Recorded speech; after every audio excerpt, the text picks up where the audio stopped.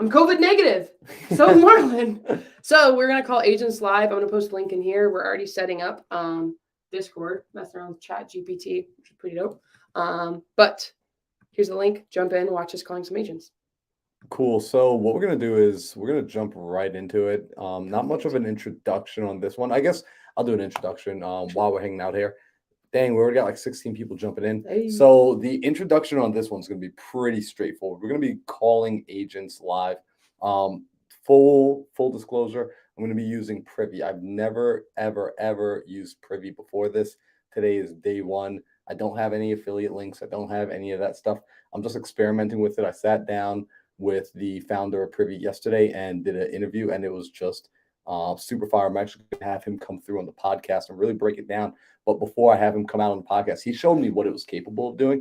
And I was like, yo, this is dope. Let's play with it. I wish I had Privy when I first started doing real estate. I don't even know like how long ago, 3 years ago. So I'm excited for this one.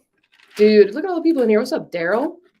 Loving seeing everybody. So anything you want to tell them? Because I already got like a realtor. I got to give a call Let's back. Go. Privy's awesome. Benson's awesome. I'm excited that you're going to be doing a Zoom with him. I've never felt so short. Your camera, I'm 5'9", guys. Can you believe this? You know people you're in person, like, you're really I thought you're taller than I thought. Get out of here. You can see in the description of this YouTube what this is going to be about. But the biggest thing I would say for like, if you're like on the side here, please let us know where you're at, where you're from. Like, would love to see where you are, if you've done a deal yet, if you haven't. The main thing, you're looking for deals in Dallas right now? No, I'm just playing with Privy. I'm not even looking for. I'll announce them actually. I can't even tell them where what I'm looking for right now because my brain is so on this. But I'll let you guys know by the end of this what I'm looking for as far as deals. Okay. The biggest thing that I was just going to say, when you're going into any of these, you need to have your exit strategy in mind and knowing what you want to do, what your specific, for my opinion, your specific buy boxes to narrow down the search criteria. So I like to say you wouldn't go into like Finish Line and just be like, hi, I want shoes. They wouldn't bring up toddler sizes to Shaquille O'Neal sizes. What you're going to do is you're going to go into the shoe store and be like, I like those white Air Force Ones. I'm a 9 to a 9.5. They're going to bring out 2 shoes. I'm sure that you're kind of like looking for, like you're looking at houses that don't need a ton of work. You're probably like looking at fire damage. You're not looking at. So if people want to know what I'm looking for personally as a buyer, like myself actually buying, because right now I'm playing with Privy from a place of like, I'm about to wholesale these. So we're going to be looking at some cash stuff right now. Okay. For fun. But from a place of being a buyer, I'm looking for deals in Arizona and in Milwaukee, Wisconsin. I'm all about the cash flow and I'm all about the entry fee. So if you don't know what that means, it means I'm looking to be able to enter into a property where I'm coming in with something like, let's say $20,000, $30,000, $40,000 down. And my ROI on my entry fee is going to be cash flowing me something where I'm going to get probably about a 20 to a 25% return on my investment at minimum from a long-term rental standpoint. So if that makes no sense to you, and if that sounded like complete, like foreign language, go and watch the episode of Think Big. Go to my YouTube channel, go watch last week's episode of Think Big, the Think Big podcast, where I broke down for an hour ROIs. And then afterwards, Sam Singh broke down. We actually pulled up a creative deal and broke it down in real time. Because some people are going to be like, what the hell did you even just say? That's cool. I like that. So wait, what is your minimum cash flow you're willing to take on? Minimum cash flow. So again, it's going to be from an ROI standpoint. Mm-hmm. If I had to give you guys a number, you could say I want to make $400 to $500 per door at minimum. But really, it's an ROI thing because people have been like, oh, you can make $400 per door on this one. I'm like, yeah, but it's costing me $100,000 to make $400. It's not worth it. If it costs me $10,000 to make $400, we're talking about a totally different story. So for me, the biggest thing is going to be ROI. Again, if you don't know what that means, go look at that YouTube channel. We did that YouTube episode. That's awesome. So you know where Marlon wants to be. For me personally, I know you're about to call us agent. Mm-hmm. I'm looking for homes that I can buy in Tempe, as close to Tempe as possible. A 3-bedroom, 2-bath minimum, the smallest I'll go. 1,300 square feet to like 4,000 square feet, and I want my payment to be, because it's different when you're buying for wholesaling. We'll talk about that. When you're buying creative just to cash flow, you talk about that. And then for a homestead, if you're going to find a wrap buyer or an end buyer, it needs to be about affordability. So I'm trying to be right around $2,000 all in with my private money and everything around there for a homestead house. And I want minimum work. I want to be able to move in, and if I have to fix it up as I go, that's totally fine. So I'm looking for homesteads, and I'm looking for things that I can buy creatively that'll cash flow, need the least amount of work.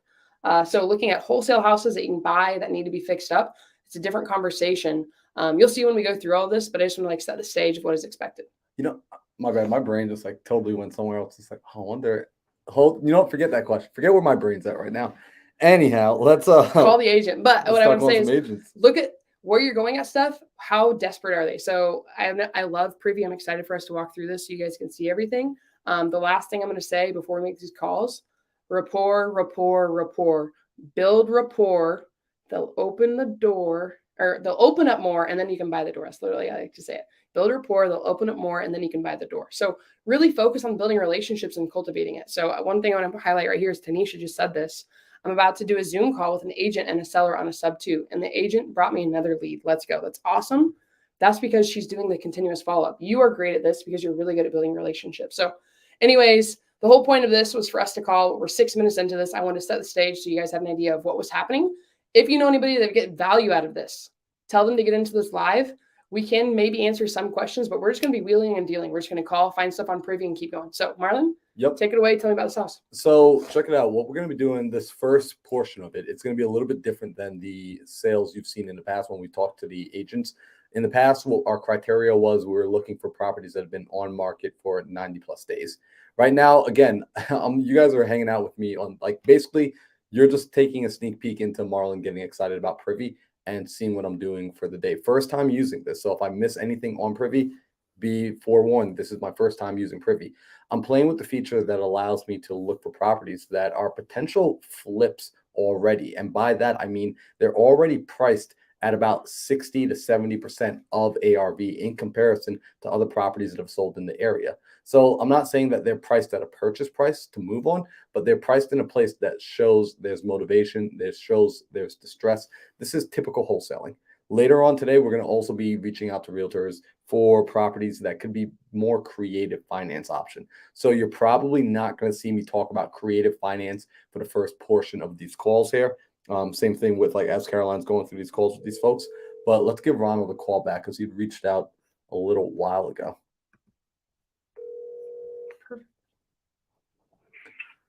Ron Williams, eXp Realty. Hey, good afternoon, Ron. This is Marlon. I had given you a call a little while earlier, but I think we missed each other, and I was in a meeting when you called back. Oh, no problem at all. I appreciate your call back. Yeah, no, of course. I had reached out about the property on Berwick Avenue. I saw that it was your listing over there, and I wanted to get some more information. I'm an investor. I don't live out there in the Dallas area. I'm actually based out in Phoenix, but I saw this one online. We're looking to get into the Dallas market. And I wanted to see if I could find out a little bit more information about this property. Yeah, it's, I'll tell you what, the seller has received about, I want to say about 25 to 30 offers since we've had on the market. And none of those have met his requirements. He's rejected all 30 of those offers to this week. In fact, he has rejected an offer of 175. I think we have it listed for 190. Yep. And it's a rehab property, but he's looking to get that 190 for it. And if he doesn't get that, he'll just rent it out himself. Okay. Yeah. I mean, because I'm looking at just some of the photos. I mean, he have tenants in there in the past? It looked like it's been possibly sitting vacant for a little while. What's been the story as far as like how it got into this current condition? It's an inherited property. Oh, cool. He inherited, yeah. So he owns it outright. Got it. Okay. Does he do a lot of flips? Because I mean, I saw in the area, I mean, where it's based out and where it's located, I did see some other properties in the area that sold in the past, around like the 240, 270. So I think there's a little bit of meat on the bones for there to be some work that needs to get done. Has he done some flips in the past already? No, he has not done any flips himself. Okay, but has he had the contractors come out to like start giving some estimates on what they think the renovation cost might be? I don't recall that he's done that. Okay. Yes. Well, let me ask: by chance, do you work with investors more so? Do you typically work with your average like homeowners? I work with the average residential buyers and sellers. This was a referral from a past client. Oh, cool. And so I wanted to go ahead and honor that and take it. Oh, okay. No, I get that. I mean, if you're getting referrals, that means you're doing good at your job. You know, like anytime we get a referral, that means we typically did a good job. So with a property like this, I guess, is there anything major that I know he didn't get any like inspection or like a contractor come out there, but is there anything major that we should be aware of that I can't tell from the photos? Like anything with the foundation? Uh, he has not missed anything with the foundation. And I tell you what, if you text your email to me, Marlon, Mm-hmm. I've got documents that I've been forwarding to any investor who wanted them. I've got the sales disclosure notice, the update of the sales disclosure, because he did put a new roof on both the house and the detached two-car garage back in October of 2022, so about 2 months ago. And we have the lead base paint addendum and all that information. I'll just email it over to you if you send me your email address. Okay, perfect. So I can shoot my email over to you. That's no problem. And then let me ask, do you have any, I'm going to step into a meeting here in about 5 minutes. Do you have any other properties that would fit a criteria like this? Anything that needs some renovating, anything like that? No, I don't, and I don't foresee having any coming up. Like I said, this was a favor from a past client who referred this gentleman over to me, and so I'm honoring that referral. Got it. All right, Ron. Well, I appreciate that. So what I'll do is I'll text you over right now my email address. I'll look out for some of those emails, and what I'll end up doing in a little bit when I finish up with this meeting, I'll kind of do my base numbers, and then can I send over essentially what I would want to submit as an offer, and would you be able to submit that offer on my behalf? Do you feel comfortable doing that? That's what we've been doing. Well, what I'm honestly telling investors, we don't want to waste your time. Like I said, the seller has rejected offers as high as 175. Yep. So I just want you to be aware of that. Okay. No, I get that, of course, and I'll do my best to do my numbers and come back to you with what I think is possible. And I'll sit down and take a look once you send over the information. So I do appreciate that. All right, I appreciate it. Thank you so much, Marlon. You have a blessed day. All right, Ronald, you take care. God bless. Okay, bye-bye. Bye-bye. Cool. So I think with this one, what's pretty interesting is the property there. He's telling me 190 is a no. He's going to shoot over. Let me actually send him an email right now. What I'm going to do is I'm going to actually just submit him some base numbers on what I would love for him to submit an offer for me on this property. He sounds like he's not going to be finding a lot of deals for investors in the future as far as renovations, things of that nature that need to be fixed and flipped. However, what's nice here is the property's been sitting on the market for a while. It hasn't sold. The seller says he was inherited. He says he's going to, rent it out. He's not renting it out in that condition. He's going to try and flip it. So what's cool is sometimes putting your offer in, and I've had a deal come back to me like this, putting your offer in gets them to consider selling with you. It shows that you're serious. And they sometimes come back, a month, 2 months, 3 months later. When a person comes back to you, the interesting part is, and Caroline, you know this, when they come back to you down the road, are you in a position of more power or less power? More. Way more. Absolutely. So let's shoot him my email. Consultant.com, and let's move on to the next one. So what's really cool about this actually, and guys, I'm still, like I said, I'm playing with Privy. What I like is I can make notes here on the property. So I can say, no rental experience.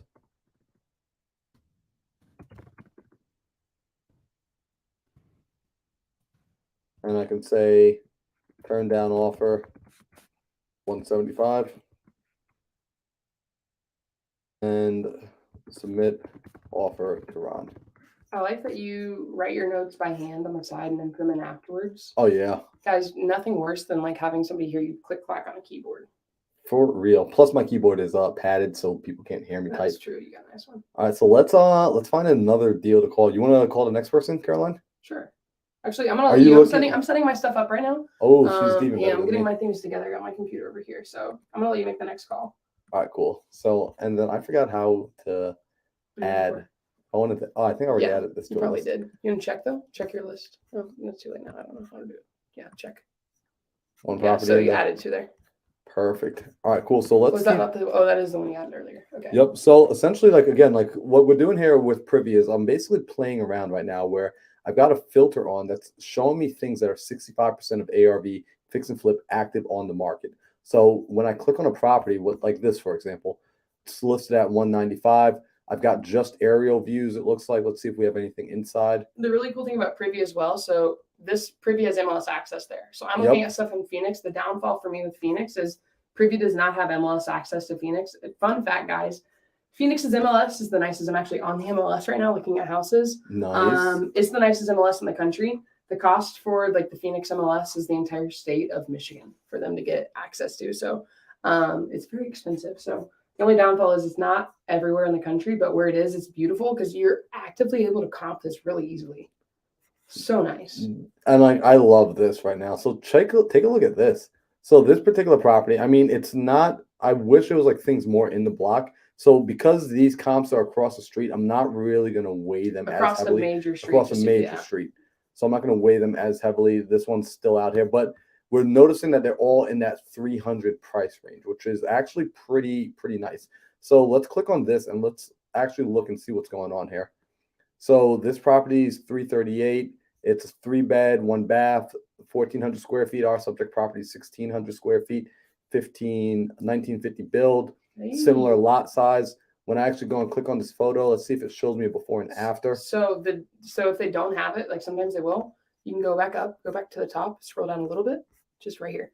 Click on the external listings. Sometimes this website might have okay, never mind, there's no photos. Sometimes though, so like Phoenix, when I want to see photos, I click on that. Nice. Yeah, So yeah, sometimes it'll have like Caroline's saying basically what will happen is sometimes the website might not have, for example, this isn't MLS data, which, you know, this is public record data, which is not as accurate. It's still something, but not as accurate. So when we're looking here, we see that potentially this person purchased it for 200,000. Let's take a look. Looks like it was purchased for 200,000 in 2020, and Mr. Delgado sold it for 338. So I just don't know what sort of condition it was in. But we do see that it sold for 338, which is nice. It was would you say though? It was a public record sale? Public record sale, yep. So probably direct to seller, I would assume. And then let's take a look at some of these, see if any of these. So this was MLS like data. Yeah. Right. Let's see. This was a flip, 319. When did it sell? Now it sold a couple months back, so it's not as a recent of a comp. Well, so because this is a recording, or I mean, because this is live, I'm sure some people don't know what the difference is. People are new. So this sold back in what, June? Why does that matter now that we're in December of 2022? We're in a different market right now. We're in a different, interest rates are different. The market temperature is different. So these comps are now a part of an old market cycle, and we've entered into a new market cycle.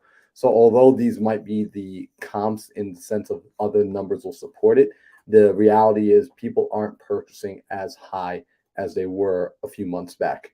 So if I look again, this one was sold back in June. And if we look at this property, and again, this is across a major street, but sold, this is an active listing. So I want to see properties that are not active listing. So scroll down a little bit. So right here, click on where it says active, that green dot. Now on your left there, click the eyeball that has a slash through it. It'll hide all of those from you now. Oh, cool. So do that. And then I would just click on, sold. Click on, you want to see these. Awesome. So good stuff. So Caroline's showing me how to go through Investor Lift, right? Not Investor Lift, Privy. Yeah. So again, these are over the main street, but I still feel confident enough that, you know, this was sold a few days ago at 300, and this was sold back in April. So I do feel confident that 300 is about ARV in this area, even in this temperature in this current market. So let's go ahead and get the realtor on a phone call, because right now what I love when there's no pictures of the inside of the house as well, because it just lets us have a conversation with them about what's going on with this property.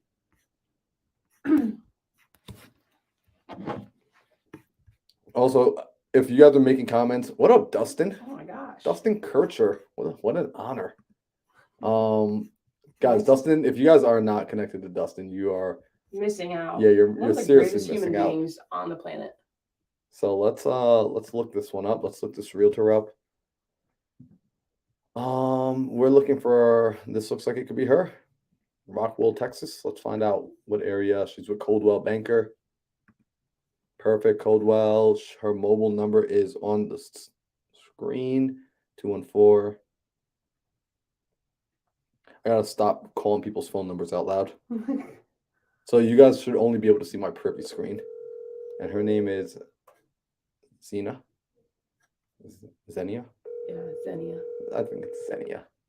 We're gonna go with Xenia.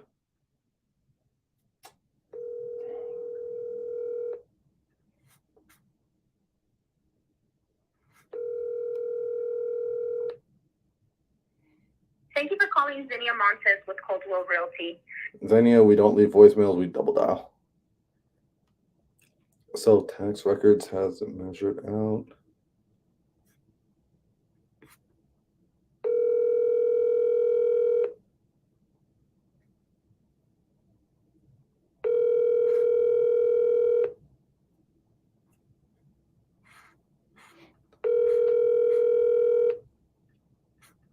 Thank you for calling Xenia Montes. Okay, so I think this is a potential flip here for somebody. I mean, it's 195 is already somewhat in the right ballpark. What I'm gonna do is shoot Xenia a text message. Do you talk to text so people can hear what you say? Oh, she says, sorry, I'm in a listing appointment. Can I call you back?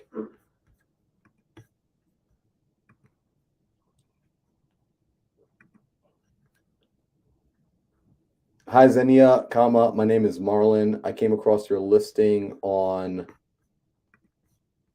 Wilbert Street.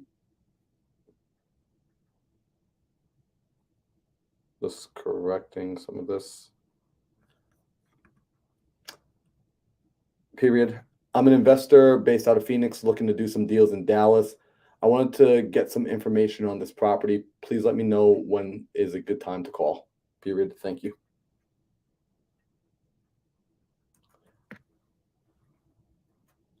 So, y'all, this is going to be a quick one.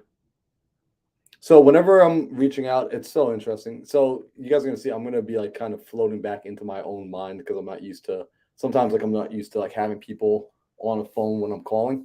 So I'm just like getting into the space of playing with Privy, learning how to use it. But it's pretty simple. When they don't answer, I want to leave them a text message, just letting them know what's going on, who reached out, all that good stuff. Nick says 2 monitor Marlon. I don't know what that means. How's he know I have 2 monitors? You watching me, Nick? He's in here. All right, you're gonna send that out. Cool.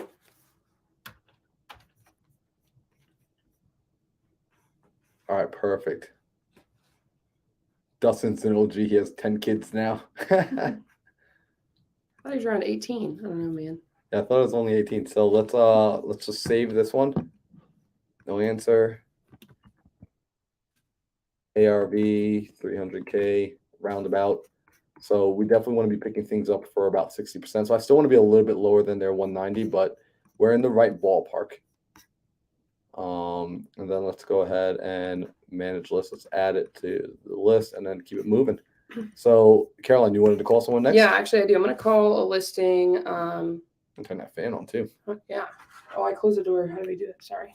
Oh no, it's all Close this good. one wouldn't be too loud. Let's look. I'm gonna call one that was sent to me. And I'm gonna tell you, I actually walked it yesterday. A very interesting house. Let's pull it up on my computer here really quickly. So this is in Tempe. This is in Phoenix. Here, can I share on a new screen? What do you mean? No, I was going to show a new tab. It's okay. I'm just going to pull it up on mine. Yeah, if you want to share the tab, you just got to go back over to StreamYard. Okay. I got it shown on just one tab right now. That's okay. All right, so I'm going to go to mine. It is East Balboa Drive. Okay. So this is the house. I actually walked it yesterday. I got the door code. And it's like an unfinished flip. It's been on the market for 153 days, listed by 2 flippers. So what I'll do is I'll pull it up for you guys Perfect. too while she's looking at it. 406 East Balboa. Yeah. But remember what I was telling you about see how they have their outlet is plugged, their ceiling fan is plugged into the wall. See the cord? Yep. That's crazy. So I'm going to share Perfect. this with y'all while Caroline is talking and doing stuff. I'll do some stuff on the computer. Perfect. All right. So I'm going to give the agent a call. Here we go. If I can pull his number up, cancel. Just copy it. Copy. Paste. So this is the property while she was pulling it up. Yeah. She went and walked it yesterday. This is not what it looks like Yeah. in person. It's, yeah. So anyways, I'm just going to go into building a relationship because I want to buy this on terms and they already were open to it, but it needs work. So anyways, give me a call.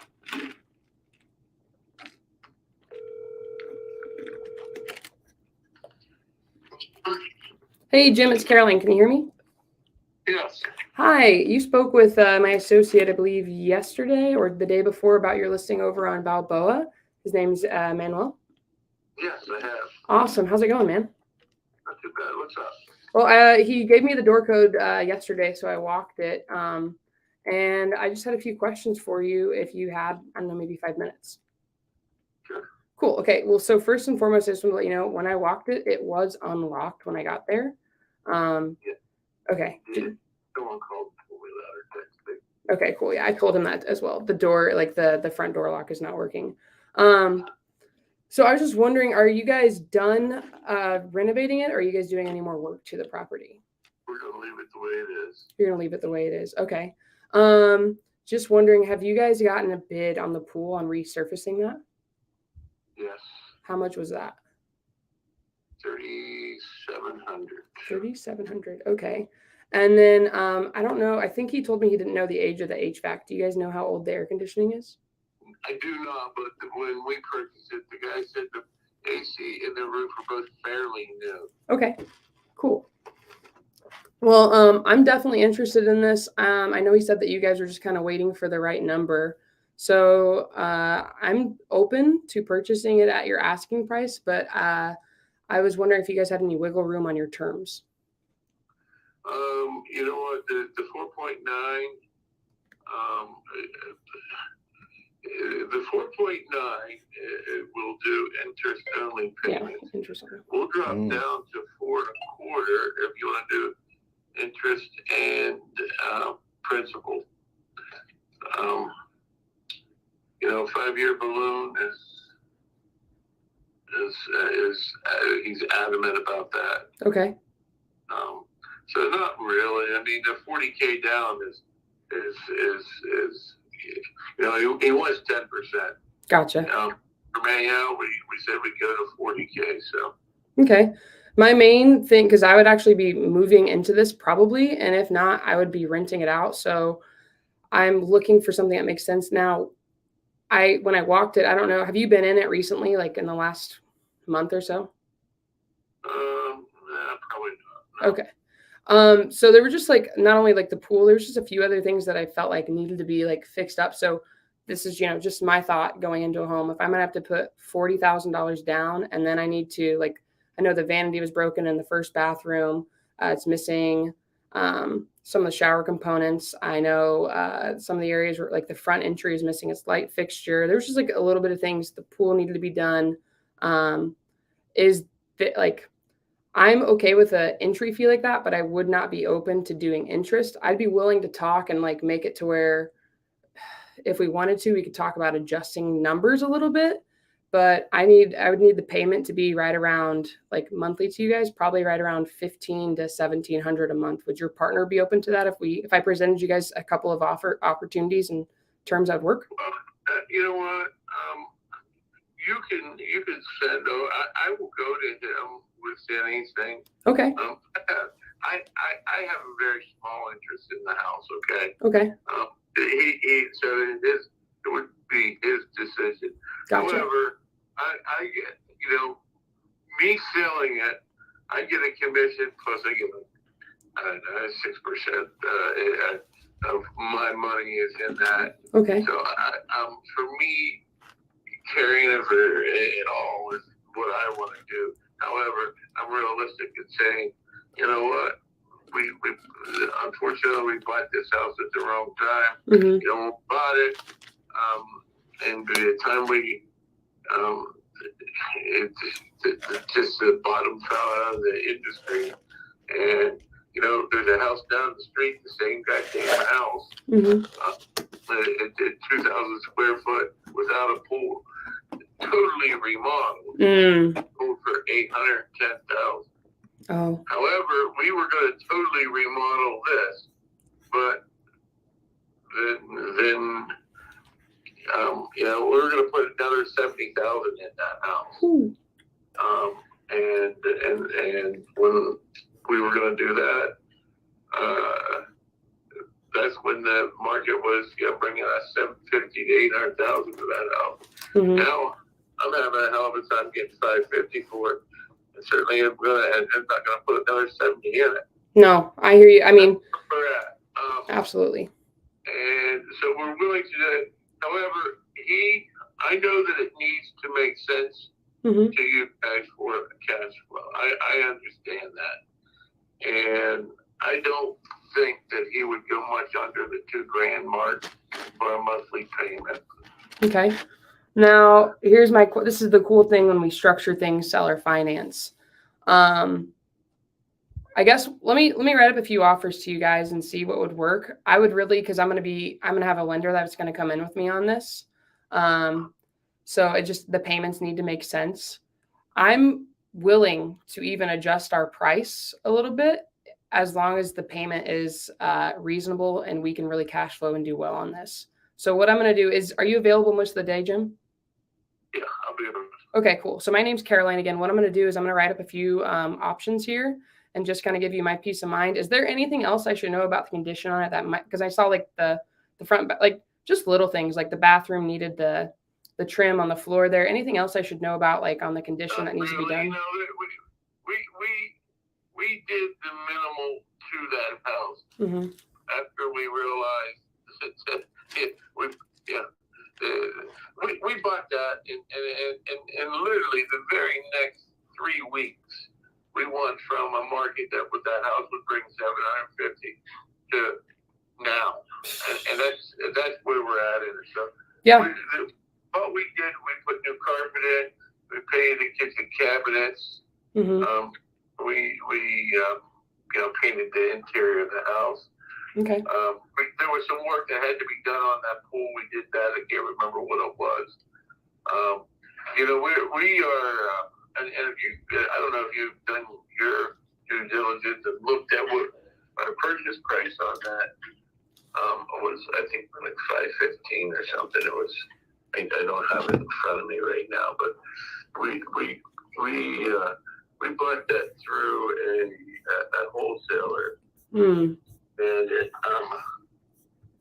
I think we paid. Yeah, we paid $515 for it. So oh yeah. Even though the deed might say 500 or less or something, we paid $515 because it was an assignment. Oh yeah. Well, yeah, you guys are gonna want to get a return here. Yeah, I understand completely. Well, here's the thing. Let me write up a few things that make sense. I actually do have to get on another phone call here. I'm looking at we have a closing going on in a little bit, so I need to check and see if my partner's over at escrow or title or if I need to go too. But my last question before I let you go, Jim, it sounds like you do a little bit of investing. Do you have anything else that you guys are having a hard time with? We structure stuff all the time to help people in a pinch. Well, here's the thing, just so you understand, that's what you guys are doing. That's what pretty much the whole everybody who's went to their class buy houses without using your money, all that shit. I can understand that program. I've been doing it for a long, long time. However, let me tell you something. In our case, we don't need the money. Gotcha. The house can sit there. Everything we have, and we have 3 other homes. They are owned free and clear. There's no fault against them. Are you guys renting those out right now? It's really not costing us anything but taxes sitting there. Yeah. So we're not. We don't need to have a fire sale. Okay. No, yeah. I'm not saying do a fire sale. I just wanted to see if you had anything else that was sitting vacant that I could potentially put an offer in. The vacant that we have one that needs a lot of work. Okay. Actually, they come down to $75,000 worth of rehab, and it doesn't have anything to it. It is in Cleat Creek. Okay. It's on 2.5 acres. And it's I don't want to touch we will That house we need to sell is $365,000. We don't need to sell any of these. We need to sell this house. It's really rough. But Okay. I'll give you that. That's 1436 Okay. West Virgil Drive, VIRGIL Drive, Queen Creek. Okay. They have a total remodel already, finished, ready to go. Beautiful home out in Santan Valley. Asking $500,000 for it. Okay. It's acre and a quarter. It's horse property. It's totally remodeled. It has a 30 by 60 workshop on it. And that's $498,000. And that address is 3504 East Triple Crown Drive. All right. I'll take a look at those. Yeah. And we are open to terms on all of them. Okay. Great. The 365, we would not do less than 10% down on that. Just so you know. On which one was that?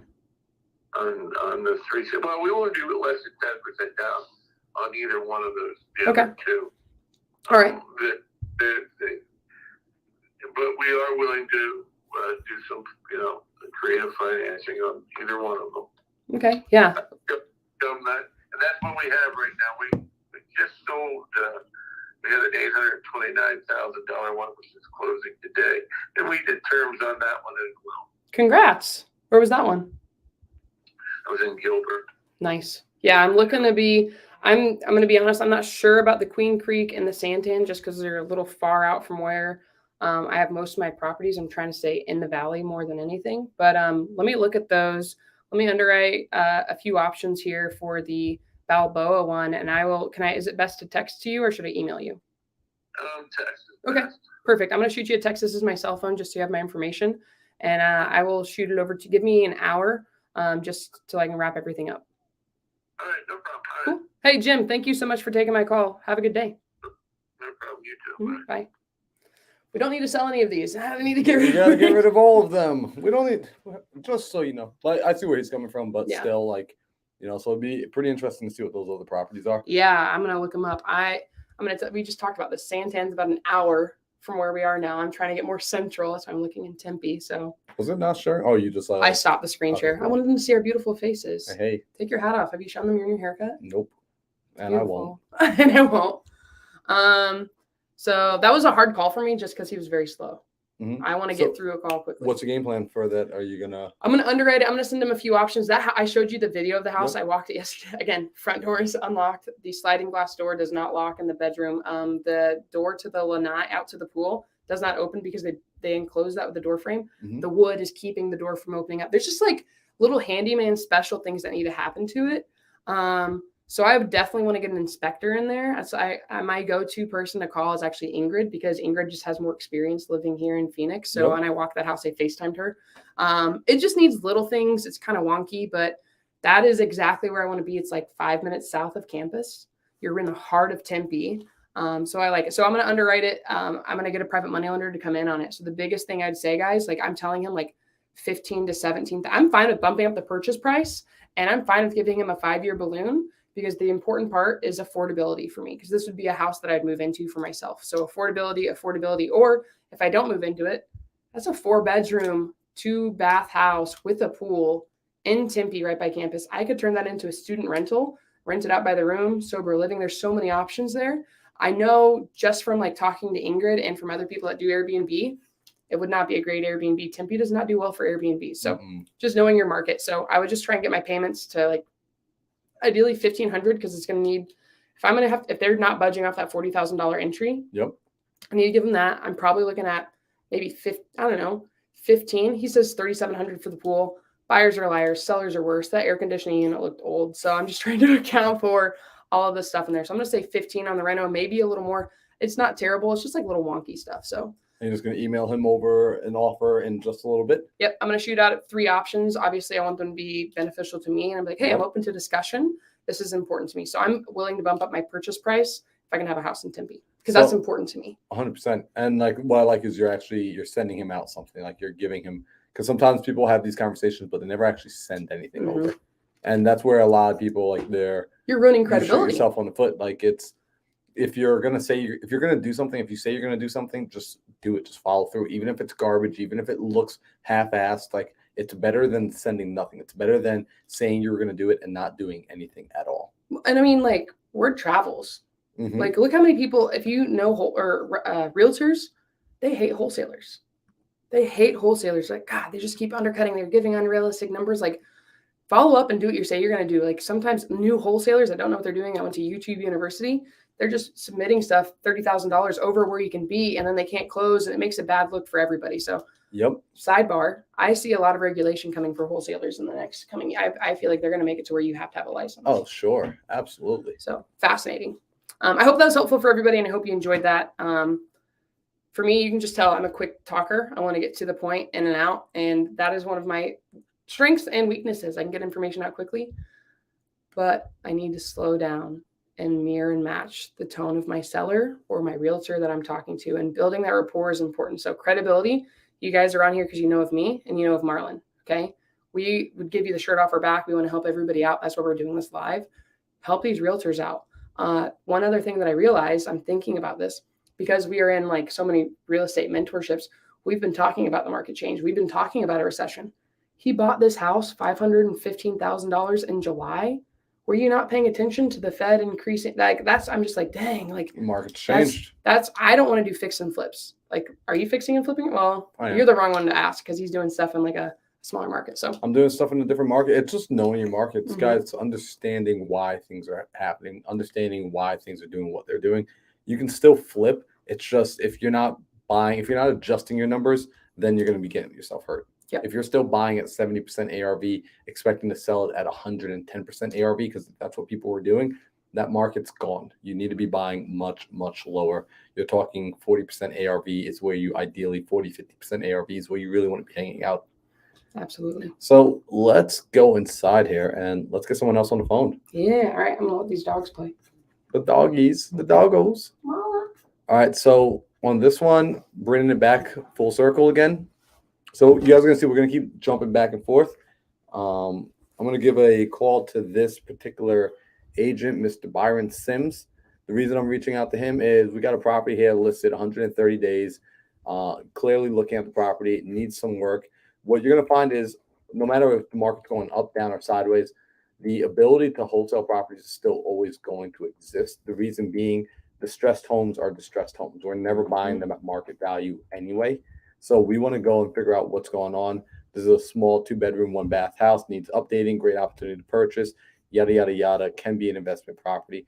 So really what I'm looking for is when I came down here and I looked at what's going on with the comps, right? You know, I saw all of this happening over here. I'm not quite in love with the data, to be honest, with what I'm seeing. So in all honesty, actually, I'm going to just keep it real. Like, I'm not even going to call this person simply because the data I'm looking at, I don't love. It's not priced low enough. This property over here that sold for $276, it did sell in September. You know, that's somewhat nice. It was a moderate lipstick, so it's not a brand new sort of renovation, but it's not deep enough right now. And then this house over here sold for $162, which is probably where this home would need to be closer to in price. $162, maybe even lower. This one sold back in July for $236, and this is what makes me not really be in love with this property, because let's see where they purchased this for. Well, show me what he purchased. So I don't get to see the property history to see where he purchased at. I just see where it was listed, and the price kept dropping until it eventually sold at $236. So this isn't a very strong market. $215, $236 over here, $276 over here. So let's say the ARV, I like to be more conservative. Let's say it's going to be $236. Again, very, very fast numbers, right? This is a 2.2, ours is a 2.1. Has the square footage to add another room. It'll just be a very small, tight house. But we're going to move on to the next.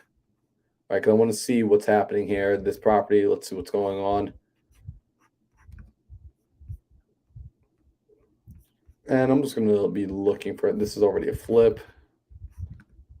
I thought you were Luciano for a second. Oh no, I think they left. You had Luciano's footsteps. Oh, got the pacing down. You got that pacing down. Ingrid just texted me. She said, I just talked to an agent. They want me to pitch sub 2 on this. Good for you. Guys, make the calls. Like, That's it. it's a different market. And wholesaling is going to be around forever. There's always going to be somebody in need. There are people that need to move, and they have a time constraint. So make the call, build a relationship.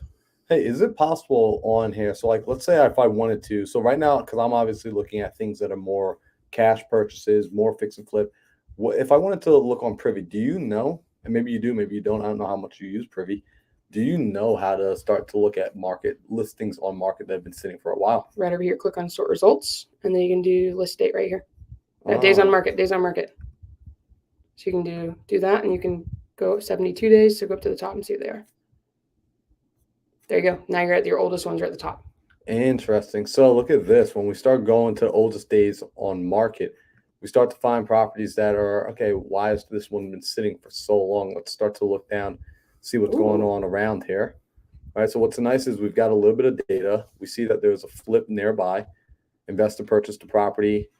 Looks like they sold it for $265, purchased one for $155, sold it for $290. This is active. So we've got people actively listing properties at around $290.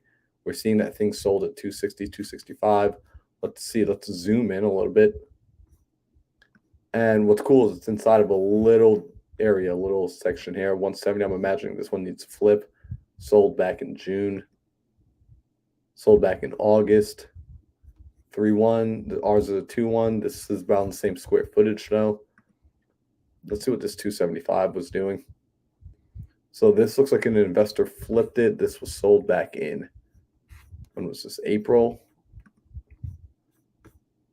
Sold back in May. So let's give them a call, see what's going on with the property, why it's been sitting on the market so long. Joshua White.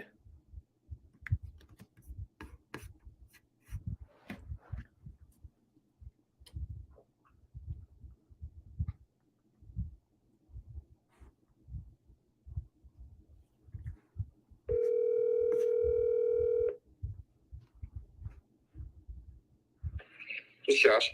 Hey, Josh, this is Marlon. I was reaching out about your listing on Shadowwood Drive. Hey, what's up, man? Hey, nothing much. Yeah, I was calling because I'm an investor. I'm based out of Arizona, but we're looking to do some more deals down in the Dallas area. And I saw this property was sitting here for a while. I didn't see any of the photos for it. I was trying to get a sense of what's going on here with this property. Man, it's canceled. It should be canceled anyway.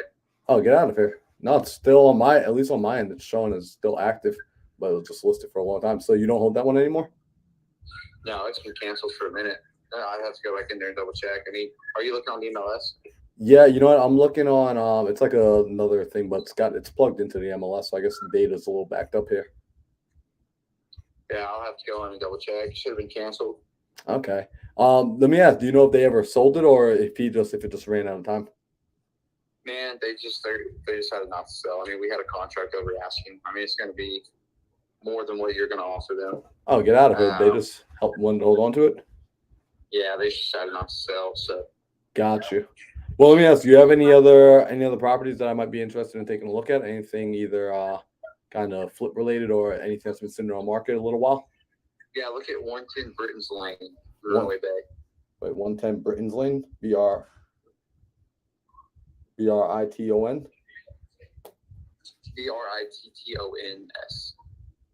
TTONS. Let's pull it up here.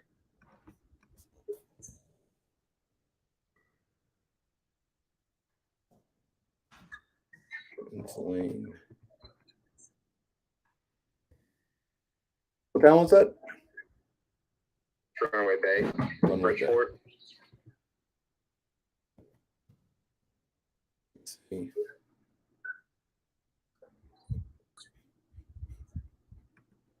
Okay, here we go. I got it pulled up here.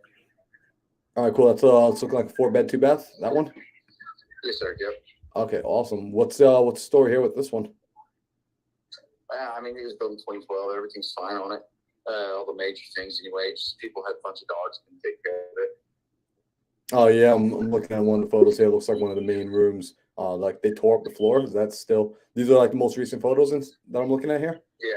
So I mean, the dogs are such a bad, such damage to the house that they just pulled up the floors themselves. But I mean, it's vacant now.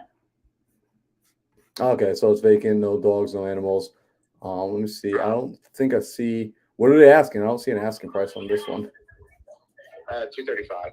And then there's an additional lot next door that's ready to build it. We've got this for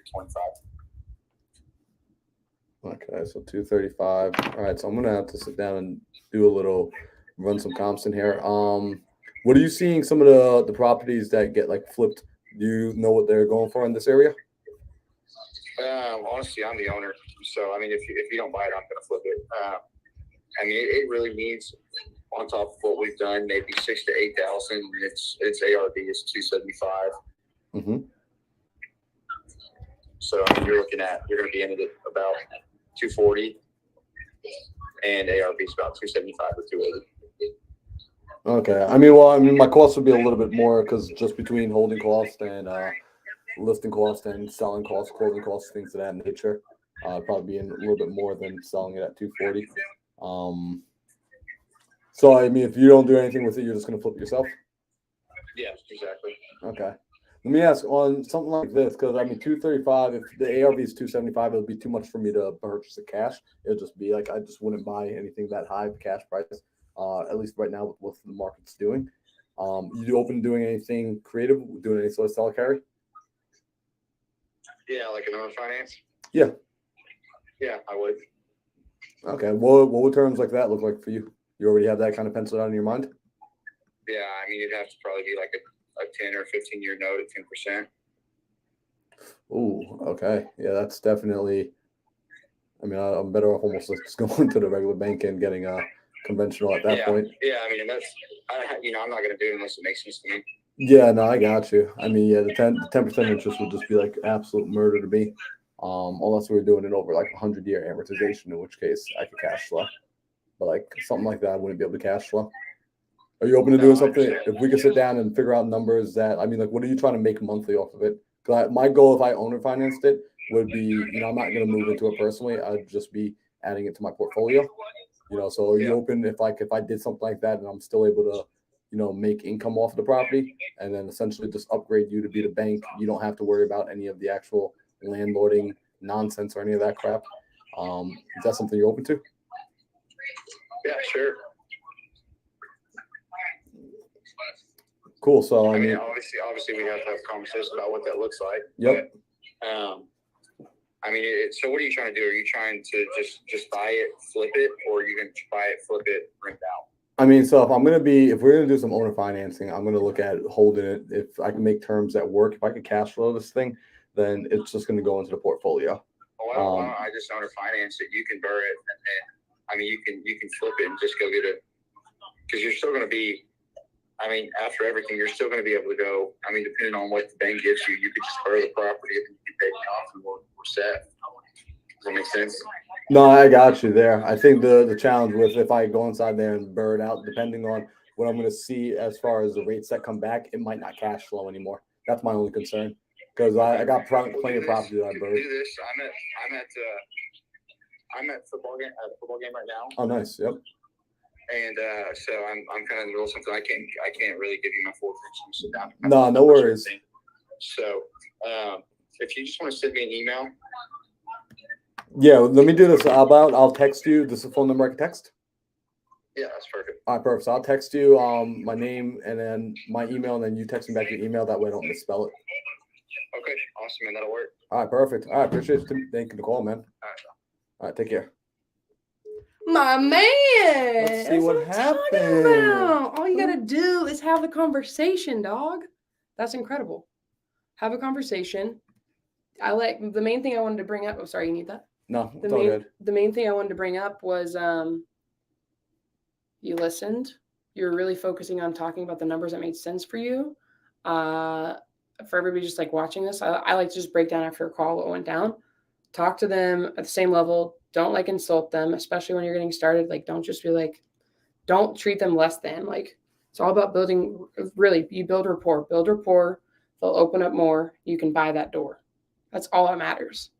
Dallas, a property in Dallas that you can potentially sell or finance, and he's open to it, huge. I like that he was, kind of playing it off like it wasn't his property. Yeah, the sellers they have dogs that just tore the whole place up. Yeah, it's actually my property. Those are my dogs. Yeah, my dogs are the ones that are terrorizing.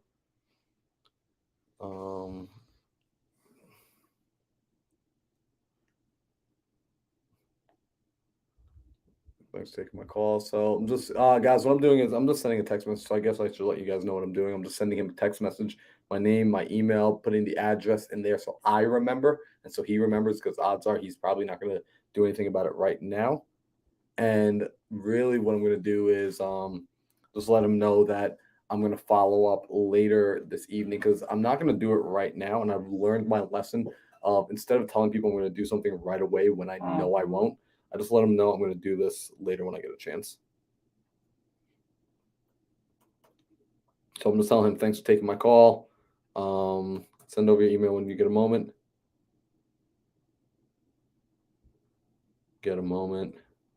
And I'll take some time this evening to come up to put together a few options. So I know everyone has a different strategy. I know some people are like, hey, I never send offers or options. I've learned just a different strategy is like you send an option just to start the conversation, especially when you're dealing with realtors. When I'm talking with homeowners, I typically don't, because it's a different person. With realtors, I typically do, just because it gets the conversation going. In fact, many of you remember those live seller calls we used to do with agents, myself, Caroline, and Ingrid. And I actually had a lot of those people reach back out in the last few weeks from something I sent them a month or 2 months ago. So there's a lot of power in putting something in their hand, putting something in their email, putting something in their inbox. So Caroline, you pulling something up next? Yeah, I think I've already spoken to this one. I'm gonna just see how long has it been listed. That's not been listed long enough. Let's see. Actually, you pulling that up? Yep. Also, by the way, guys, Dallas is not my main market, so I'm just playing with Privy today.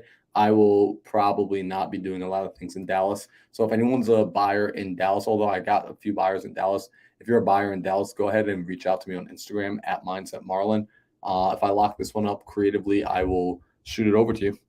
Perfect. I'm going to, once you get his name written down, I'm going to go back over and see if there's any questions, just because I was not looking up another property. All right, let's see. Stop the share really quickly. Come back over. Any questions? Oh, Sam Singh is on here. What up, Sam Singh? Burr won't work with that. Burr is dead. Agreed. It's funny. Although it's a lie. Burr's working in my still market. Going. It just depends on the market you're in, guys. I already got Sam's already telling me he's gonna buy that deal for me. Perfect. Okay, cool. I don't see any questions. Cool. All right, I'm gonna let you got your stuff loaded in there. A lot of buyers in the Dallas-Fort Worth area won't count it as a comp if it's past 120 days. Yep, we saw that one earlier. Yeah. Okay. Cool. I will go back and do the privy and do your screen share. Present. Oh, you don't want to take over the next one? No. I can call something random. Actually, I will call. I will call because somebody sent me two to look at in Instagram. In a second, too. Well, while you do that, in a second, I'm gonna jump into the actual market I want to be in, which is my market. So I do. If anyone has any deals in Milwaukee, Wisconsin, that's where I'm actively the most active. That's where I built out my resources. That's where I run my business. Right now, I'm playing with a brand new software, which is Privy. Shout out to Benson and the team at Privy. They're doing a great job. I wish I had an affiliate link to give you guys right now to be able to hook you up with a discount, but I don't. So I'll work on getting something like that for some of you guys. But I like Privy for a few reasons. I actually like how easy they make it to find the realtors, to find the listings, to sort through it. Instead of looking on Zillow or trying to go to PropStream, which I got to be honest, I'm not talking ish about PropStream because I've been using it for the last 3 years and I still use PropStream's what I learned on, yeah. However, PropStream is is I'm waiting for them to get an upgrade. So I'm not abandoning PropStream. I'm still using it pretty much daily. However, I'm looking forward to PropStream eventually getting an update. All right, so I did not pull this one from Privy. This is something that somebody sent me. Let's see. I don't think I'm I don't actually think not you're gonna sharing call. screen right now. I'm not. I was just looking at it. I don't want to call those just because nobody. I don't even. The only downfall is telling people what you want. Sometimes people send you stuff they haven't contacted the agent and see if they're even open to selling creatively. So I don't really want to hit that one. So let me make a point about that. If you guys ever send a deal to somebody, and by a deal, it means you already contacted them, you talked to them, there's a problem to solve, you worked something out, and you've taken it to some point at the finish line, then you're a part of that transaction. If you just send somebody an address because you were looking on Zillow and you're just like, hey, here's an address. Yeah. You're not actually doing anything to help. Mm-hmm. So be more helpful. Be so damn critical that somebody feels like they couldn't have done it without you. Mm-hmm. If someone feels like they could have done it without you, it means you haven't helped enough. Oh wow. The property I just called is on Privy. Okay. Let me see if I can just find. I'm also looking for stuff that's just like, it looks like it's not updated and it's been sitting for a while. So I'm on my own computer, obviously. I guess it's not obvious. You guys can tell. While you're doing that, is it okay if I go ahead, look take up it away? some? So I'm gonna go ahead and look at this. I'm gonna share Privy again, and you guys are gonna see in real time. I'm gonna again, like, here's the coolest thing, guys. It's not perfect. Like, it is so not perfect. Like, it's not even funny. I'm like actively figuring this stuff out as I go. So it's like for all the people that like sometimes we make excuses, but I don't know how to use the software. I don't know what to say to the realtor. Guys, like, I literally just found out about the software yesterday, got it, didn't even think much about it, and have been playing with it now for all of 2 hours. So let's go ahead and go into Milwaukee, Wisconsin. Let's go look at my neck of the woods. And whoo, look at this. Privy's showing me some cool stuff. So let's see what the filter said at. The filter is showing me fix and flips, ARV, 65%.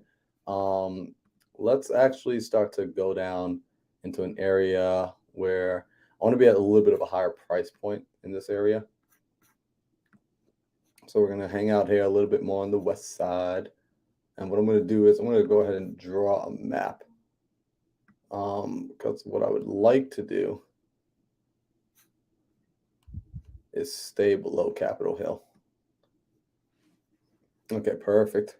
So now what's showing me is, I believe it's still sorting by days on market, which is cool. 246 days on market. Sheesh. Over on 50th Street. I got a property on 52nd Street. What's happening here? Who's selling this one? Is this a city-owned property? Listing courtesy of William Warren. Great opportunity. Located from the hospital. That's awesome. That is awesome. Let's see. Let's get rid of the active listings. Caroline just showed me how to get rid of the active listings so I don't see them. Because I only want to see sold comps. So when I'm looking at sold comps, I'm seeing some interesting stuff. Caroline's getting a phone call. Caroline's more popular than me. She gets way more phone calls. Hello. Can you guys show me that you love me and text me? Give me a Marlon. call. So let's see. 4-bedroom, 2-bath. At Luciano's house. 225. All right, cool. So I'm gonna give her a call and see what's going on with this property. They already did a price drop back in September, and let's make it happen. Yesterday, actually, I met a really dope realtor with the first call I called off of Privy, who was an investor herself. She has a property that I'm interested in buying. So it worked out ridiculously well. So 467 is her number. Her name is William. And Milwaukee isn't the best data, but they have MLS access on Privy, which is freaking phenomenal. What happened over here? Oh, this house is boarded up.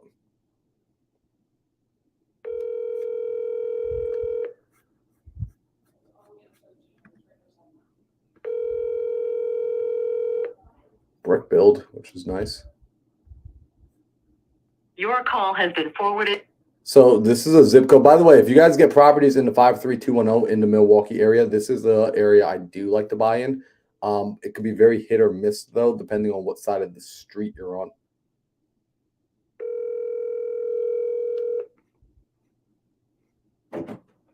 Claire's bringing us a special treat. We're getting a special treat. People are like watching me thinking I'm very weird. I am. Yeah, Marlon got a signed contract, probably a 20K deal. My dude, Sam, freaking Where is Sam Sam buying? Sam buys everywhere. Your call has been forwarded to an I wanna automated hear about voice this deal. messaging system. So let me 4 leave 1 Miss 4 Williams' 4 call. 6 7 2 9 5 Or it could be a 3 man. is not available. Listen, It's probably, yeah, At the William. tone, Probably please his record your man. message. William When you Mullen. finish recording, you may hang up or Sounds like press a- 1 for more options.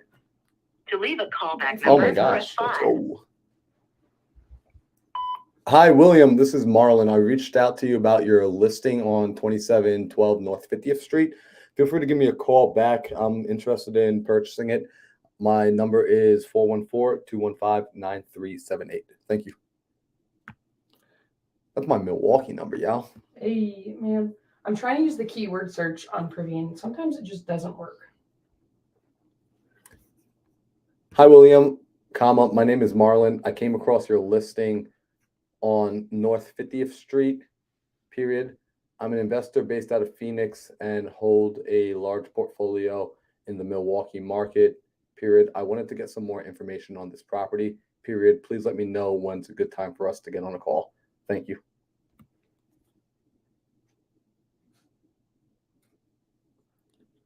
All right, cool. And we are going to keep it moving.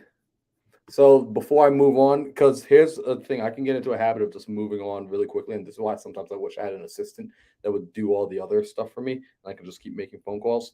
But I need to save people's names or else I won't remember that I ever spoke to them. And when they call me back, I'm going to be wondering who it is. Milwaukee Realtor. And then up here, I'm just going to make a quick note. No answer. Save. I'm going to manage this and I'm going to throw it inside my list, add a new list, Milwaukee.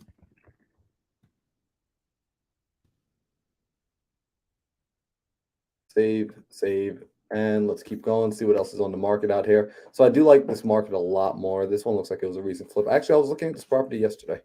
I was looking at this because this was a comp for one of our houses. So we're going to move on from it. I'm gonna do. What's going on with this You got one? one? I 53rd actually need to Street. do a follow up on a house that I called. Let's make it happen. All right. So, guys, another thing that I like to do, I like to be cheap as possible. So, you were talking about, like, is this good as a CRM? I don't have a CRM. I was just talking to Luciana about PropStream. I've just been using Google Spreadsheets. So, when you're getting started, you can just use Google Spreadsheets and just stay diligent with it. This is another house that I'm trying to buy that I can move into. And it needs updating. I'm going to jump off for a minute because I got my assistant giving me a call. Perfect. So this is not for his property. I'm going to stop the screen share. And then I will be more than happy to answer some questions. I'll pull up another property while he's on that. I have one ready, actually. It's weird being in somebody else's space and not having all of your things laid out. A little funky. Let's see if this agent answers my call. I'm just being sticky white on rice. I sent over an offer. And I know he was sick, and I know I was sick earlier this week. What does your email say when you send it to Realtors? That's a good question. Hello, you reached the phone of Iron Shape. It's a beep. All right, I'm just going to shoot him a text. You know what? I'm going to try it one more time, actually. Double dial.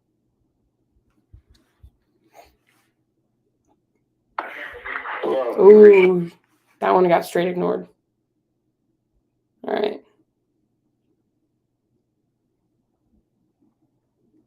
Hi, Ian. Hope you're feeling better. Can you talk to text? Feeling better, period. I'm on the mend myself, period. Checking in to see if there's any update on the property, question mark. And I need to scroll up. What's the property street name? Gentilly. Boom. All right. Easy as that. Guys, the biggest thing I'd say whenever you're doing this, have like a number of conversations you want to hit in a day and just hit those conversations. Like it doesn't have to be, you don't have to hit 50 offers a day. You just want to have conversations. It can be follow-ups. It can be follow-ups with the offers you've made to on market, to agents, to sellers, building relationships with your cash buyers, or even talking to lenders. Like try and have your 50 conversations a day. Nick Newling, what's up, my boy? Guys, if you don't know Nick Newling, you need to get to know this guy. He's incredible. All right, so let's find another one. I found a house that looks like it's been on market for 233 days. And it looks like it is, yes, I've seen this. It is virtually staged. So I'm going to pull it up on Marlon's computer so you guys can see it, and then we will go over it. So let me pull it up on another window. 1931. And I pulled this up on my own prop stream, but I'm going to share it on here. So again, using two computers is not great. Present, share screen, tab. Here we go. Here's the house. So this is Charles Lowry. I never trust that this is actually their cell phone number, so I'm going to look him up. Oh, I forgot. Not everybody's a computer set like me. Control. Search. He's part of Berkshire Hathaway. Berkshire Hathaway. I know you guys can't see my screen right now. I'm just looking him up on another Google search. Boom. Found his cell phone, I think. Just going to see what's up. If it will load. There we go. Direct phone number. 602 20.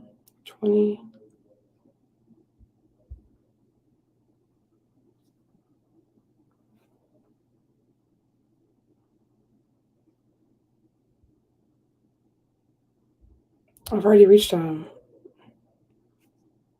All right, let's give him a call.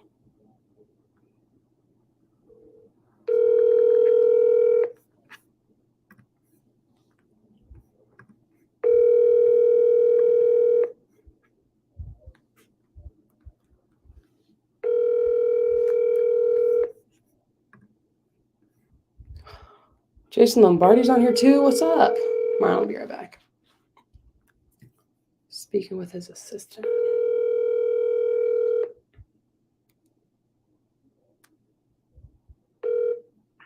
This is Charles Lowry with Berkshire. All right. Try him one more time.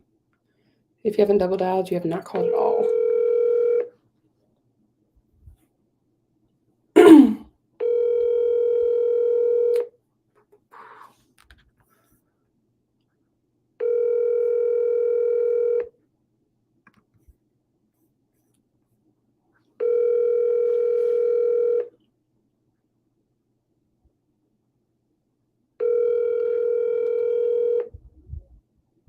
I don't like leaving voicemails just because I hate voicemails, so I'm not going to.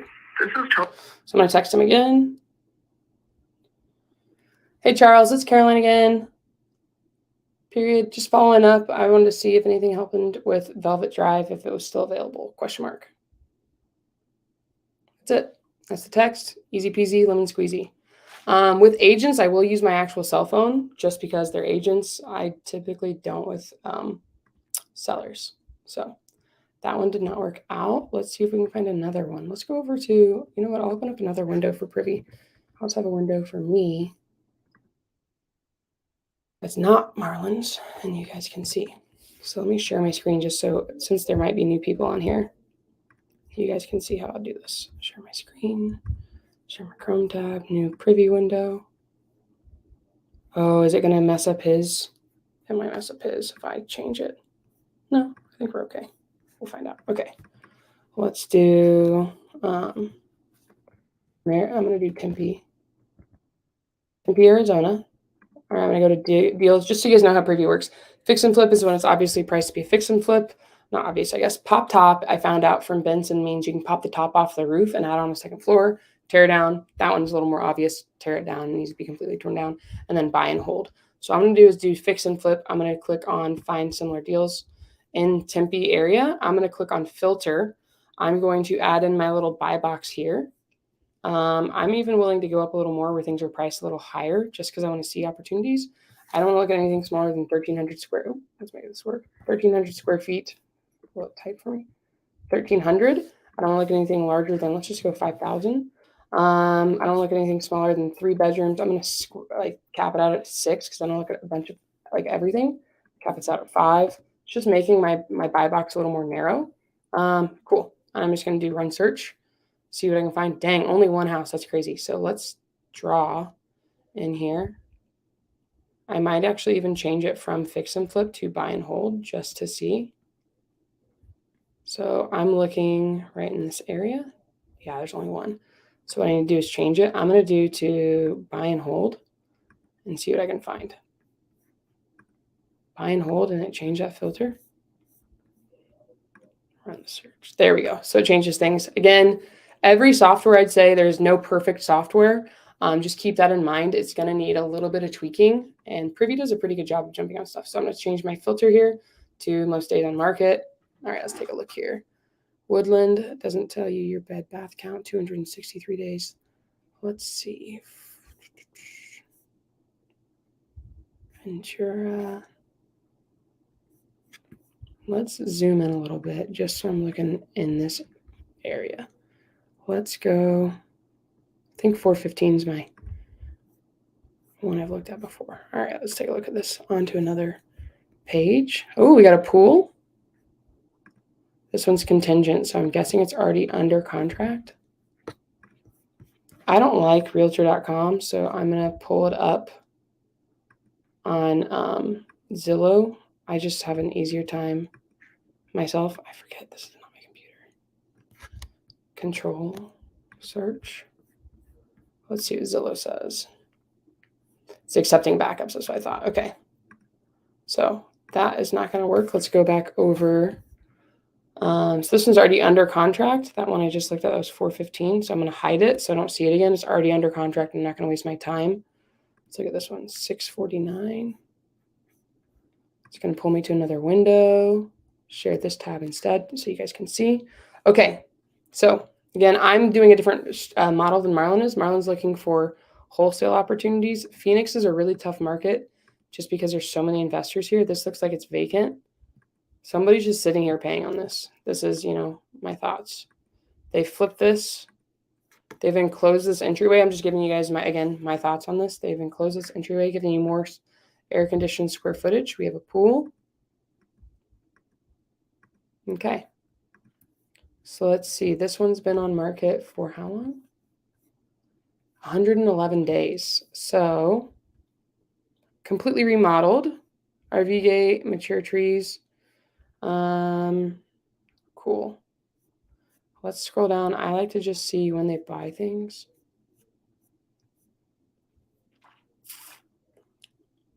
So they bought it in December of 2021 for $469, and now they're trying to sell it for this. So let's go ahead and give this agent a call. Elizabeth Hard by Superlative Realty. Dang, I keep forgetting. This is not my computer. Do the search. Just so you guys can see. Realtor. Phoenix. Realtor.com is the best way to find the information. Dang, no cell phone? That's a bummer. All right, let's go. Usually they will. That's not her name. Let's go back over here. I'm going to pull it up on Zillow. Let's do that. Search on Zillow. Share this tab. $40,000 price cut. Okay. Let's see if this phone number will work. Cool. All right. So going to give her a call. You guys can you guys see my Zillow tab? Is this working? All right. Let's give it a go.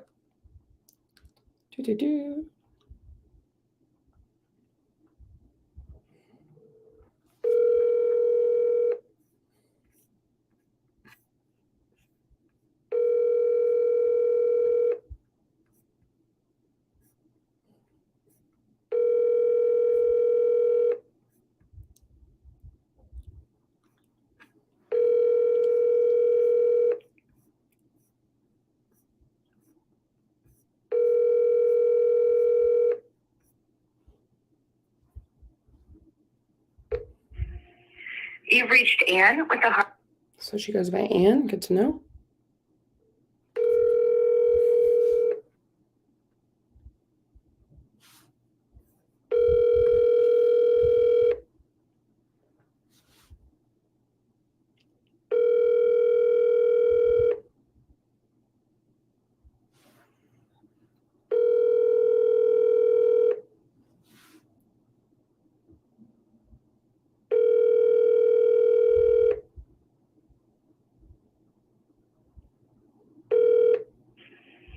You've reached Anne.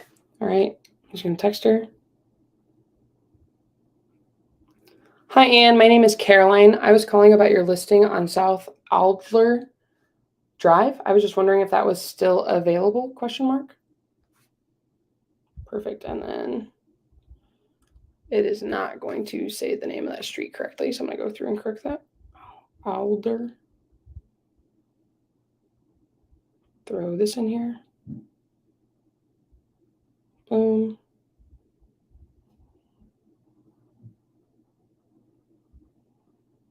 Boom. Send her a text. Cool. On to the next. Let's find another one on Privy. And then I'm going to keep this organized. Add to list. This is just for me. Save. Okay. Throw it into the next one. Let's look right here. 485. Take a look. View external listing. I don't think it's sharing my screen, so let me pull this up so you guys can see. Window, tab, boom. Cool. This one is updated. I feel like I've looked at this before. Virtually staged. Cool. Let's see. Again, I just like to. So it was sold in 2005. Wow. I wonder if it was ever a rental. Or if they just fixed it up and they're like, let's see what we can do. Search. Again, I'm just a Zillow groupie just because it's easy to see. Share tab. Okay, it's accepting backup offers, so it's already under contract. So let's go back over to Privy and share this screen, share this tab instead. I'm going to hide this one just because I'm looking for something I can call. $3.99. Let's take a look at this baby. And I'm actually just going to go straight to Zillow from here. Search. Share this tab. Okay. And this one's sold in June. Same address, 2746. Yeah, so this one's sold in June. So again, not perfect software. Let's share this tab again. Go over here. Hide this because it has sold. Okay. Let's see. 475. Let's take a look at this one. This is the downfall of using where they don't have direct MLS data. If you can get MLS data and use that, you are golden. Search. Pull it up on Zillow. Share this tab instead. All right. They've had a $25,000 price drop. This one is accepting backups. Cool. You know what? It's with OfferPad. Okay. Note to self, OfferPad, Zillow, Open Door, they do not sell on terms, so I'm not going to call on this one. So let's go back over here, share to this tab again, close this. Actually, I'm going to pull it up, and then I'm going to remove it. I opened up a different tab, so I'm looking at all the different laptops and screens. I know. I was like, we got all kinds of things going on. Yeah, I got to get like a bigger. This is why I need a bigger desk. Yeah. Yes, you do. All right. Let's see. I love you. I'm giving the example of trying to buy stuff or trying to find stuff when you're in a market that doesn't have MLS access. It hurts. Price cut.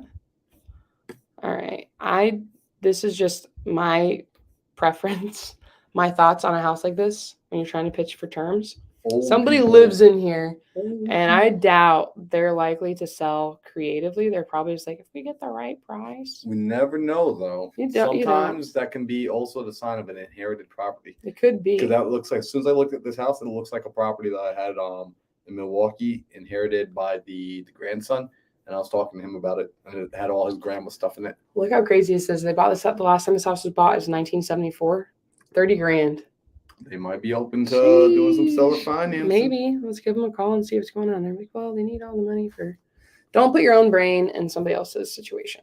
I got to tell myself that a lot. It's only been listed 35 days, though. I don't know why this came up for me. Also, if you guys know who Joseph Frangos is, just tell him I love him. He's the best guy ever. All right, I'm going to give him a call. 954.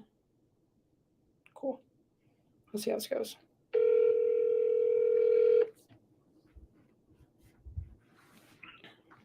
Coldwell Banker Realty, this is Ollie. Hi, Ollie. I was wondering if Corey was available.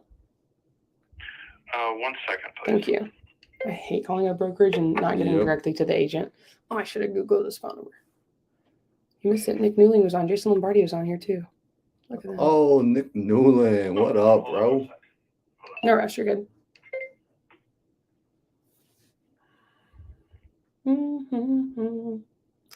This is us. Legit need to buy a ton of creative deals before end of year. LOL. IRS is looking at me inappropriately. That's funny. You know, let me give you his number. I'm having trouble connecting you through our phone. Yeah, no worries. 480-208-7955. Thank you so much. Thanks. Thanks. All right, let's give him a call.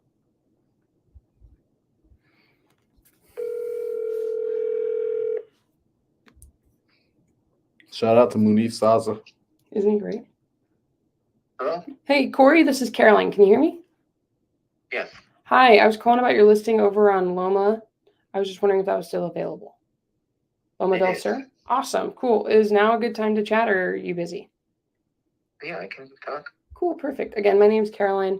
I am a small investor looking for actually a homestead house that I could move into. And I was just wondering if you could tell me a little bit about it. I'm on Zillow right now, and it looks like it's an occupied home. And I was just wondering if you could tell me a little bit about the condition, what I can't see.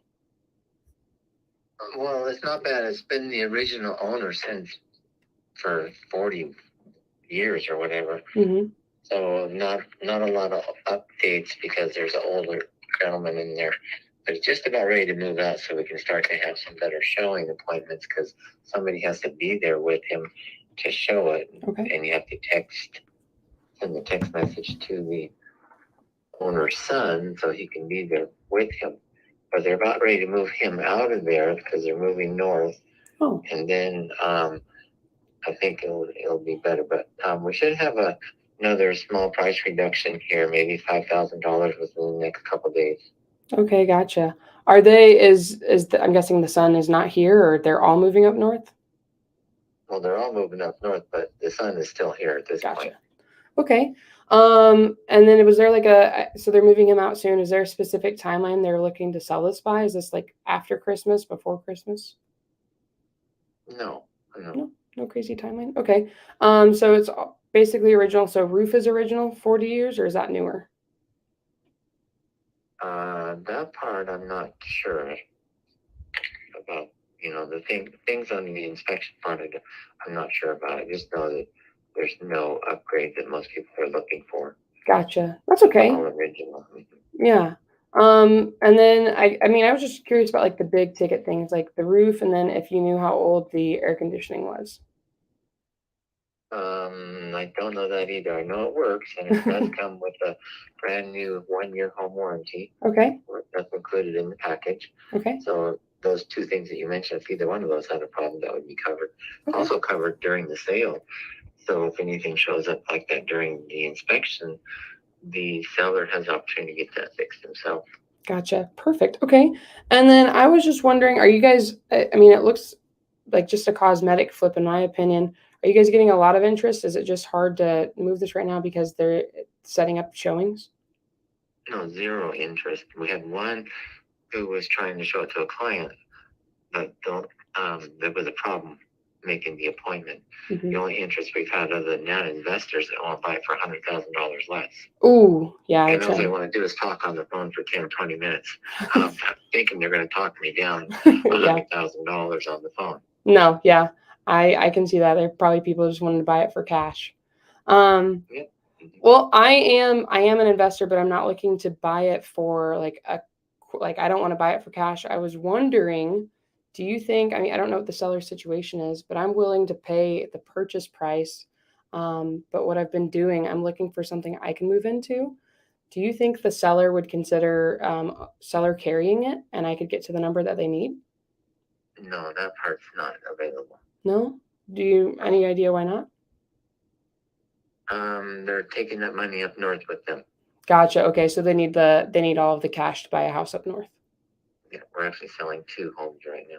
Oh wow. Okay. Where's the other house? Tolleson. Oh, okay. Gotcha. My sister works over in Tolleson. This one's a much better location than the Dobson one. Yeah. Lots of amenities right there. Great location. Okay.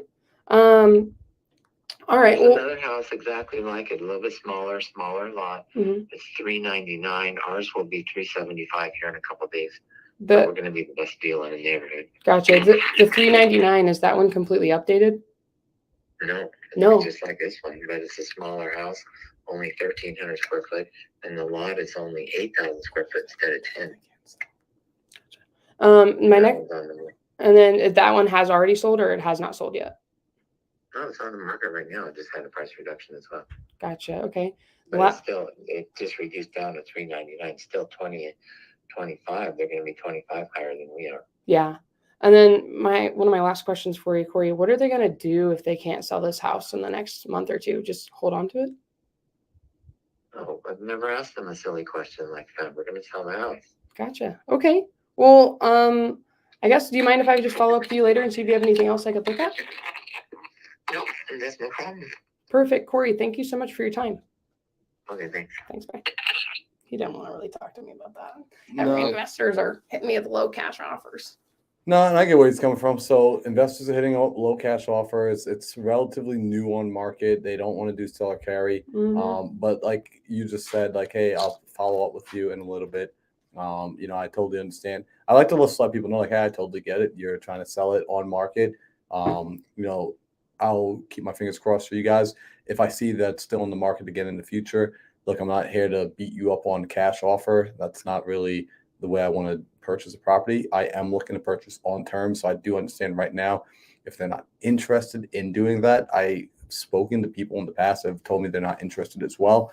And then later, they've come back and just asked to revisit the conversation and just to weigh out their options so they knew what they were either saying yes or no to. So is it all right if I follow up with you in the future? Mm-hmm. That's huge. I'm just going to write down that address really quickly. Putting in your CRM? Yeah, putting it in my nice CRM. Go ahead, you're good now. All right, cool. So what do we got going on here? Oh, we got a thumbs up. I didn't know you could get thumbs up in this. Oh, they're on Facebook. So since you're streaming to Facebook, somebody's giving you. Yo, shout out to, if y'all don't know this man right here, Nick Newling. Shout out to Nick freaking Newling. That man was a huge part of teaching me how to talk to sellers, how to get back on the phone, even if I got rejected, how to not let it affect me and just get back on. When I was brand new in just real estate, I came out to Arizona, met Nick, met Tino, met Pace at the time, and they helped major. So shout out to Nick Newling. I'm sure he's back at work right now already, getting back, locking up deals, doing triple-digit assignments, and he actually got a crazy dope assignment, creative deal the other day that they locked up on the contract, and I was like, bro, that's a unicorn. He was like, I know. Dude, I love Nick. One of the nicest guys in real estate. I used to Straight work with him up. every day. Nick is such a. I got to tell a story real quick about when the first time I was out here, I was staying at a friend's house who was maybe 40 minutes away. So Nick offers to give me a ride because he just saw how much I was going to have to pay to Uber up and out. And so Nick drives me up to my friend's house, drops me off, and drives back home. And on that drive home, he catches a flat tire, all because he drove my butt 40 minutes, up North Phoenix in the middle of nowhere. And he never even complained about it. He didn't even tell me about it. I found out later one day when I was just talking to him. I was like, bro, I would have at least replaced your tire. Such a good dude. If you guys ever get the opportunity to meet Nick Newling, connect with him. Just so much value to be received from that man. So with this, you guys don't see my screen. Let me go back to sharing this one. So I'm going to share that, go back to over to Privy. Also, Sam saying, I love you too, bro. I just heard your voice message, man. Freaking love that, dude. Dang. All My right. realtor that didn't answer my call, he said, just accepted a conventional loan offer about 15 minutes ago. So you do the follow up for. That's why you follow up. Offers don't necessarily mean they're going to close, though. All right, so Yeah, that is true. So I'm checking in here back at Milwaukee, Wisconsin, vacant property, been on market for 175 days in a neighborhood I like to buy it. Price drop recently happened. They're asking 120 in this area.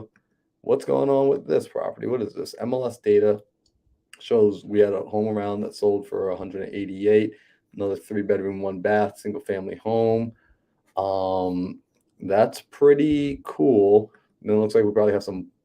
Oh, we had another sale this November at 104, which I like because it means I can bring my price down potentially. This home looked like it was. So, guys, this is what houses in Milwaukee look like. And this is actually looks like it was a lipstick flip. And we're missing. God, love you're missing your cabinet door. But this is just what the homes go for. Like it's a different standard. Different So like, market. yeah, totally different market. So I've gotten used to like adjusting my eyes to looking at properties like this, where something like this in Arizona, people would be like, absolutely not. But different markets, Midwest is different. it's a different place, So Different affordability too. Look at your prices here. It's incredible. let's give them a call. Yeah, you can rent an entire house in Milwaukee for like $1,000. Back where I'm from in Indiana, entire mortgage on a house, $350. That's insane. You guys heard that? You can you can mortgage an entire home for $350 in Indiana. Caroline, why don't we just all move to Indiana? There's nothing to do there. Caroline says Indiana is an amazing place to live. All right, so let's give this person a call. What's up, Michelle? Teobaldo. Hey, Teobaldo, can you hear me? Please leave me a detailed message and I get back to you. Oh, I love it. The dude sounds like Pedro from Napoleon Dynamite. I almost said Napoleon Hill. Somebody just got really offended by me saying that too. Hello? This is Teo Varela with Cold Anchor. Please leave me a detailed message and I get back to you as soon as I can. Te comunicaste con Teo Varela de Cold Anchor. Por favor, déjame un mensaje. I got to get a Spanish-speaking agent in this area. Right. Hey, this is Marlon. I was reaching out about your listing on North 53rd Street. Feel free to give me a call back at either this number or 414-215-9378. Thank you.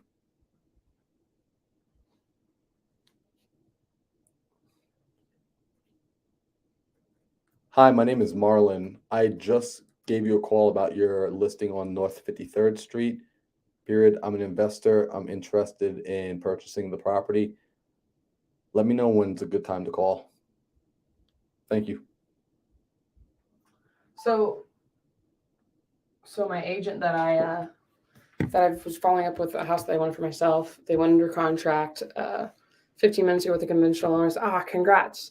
Do you mind if I check in the future to see if you get anything else? And he said, I do have one, but it needs work, about $60,000 worth of work. It's going to need about $60,000 loan value. So.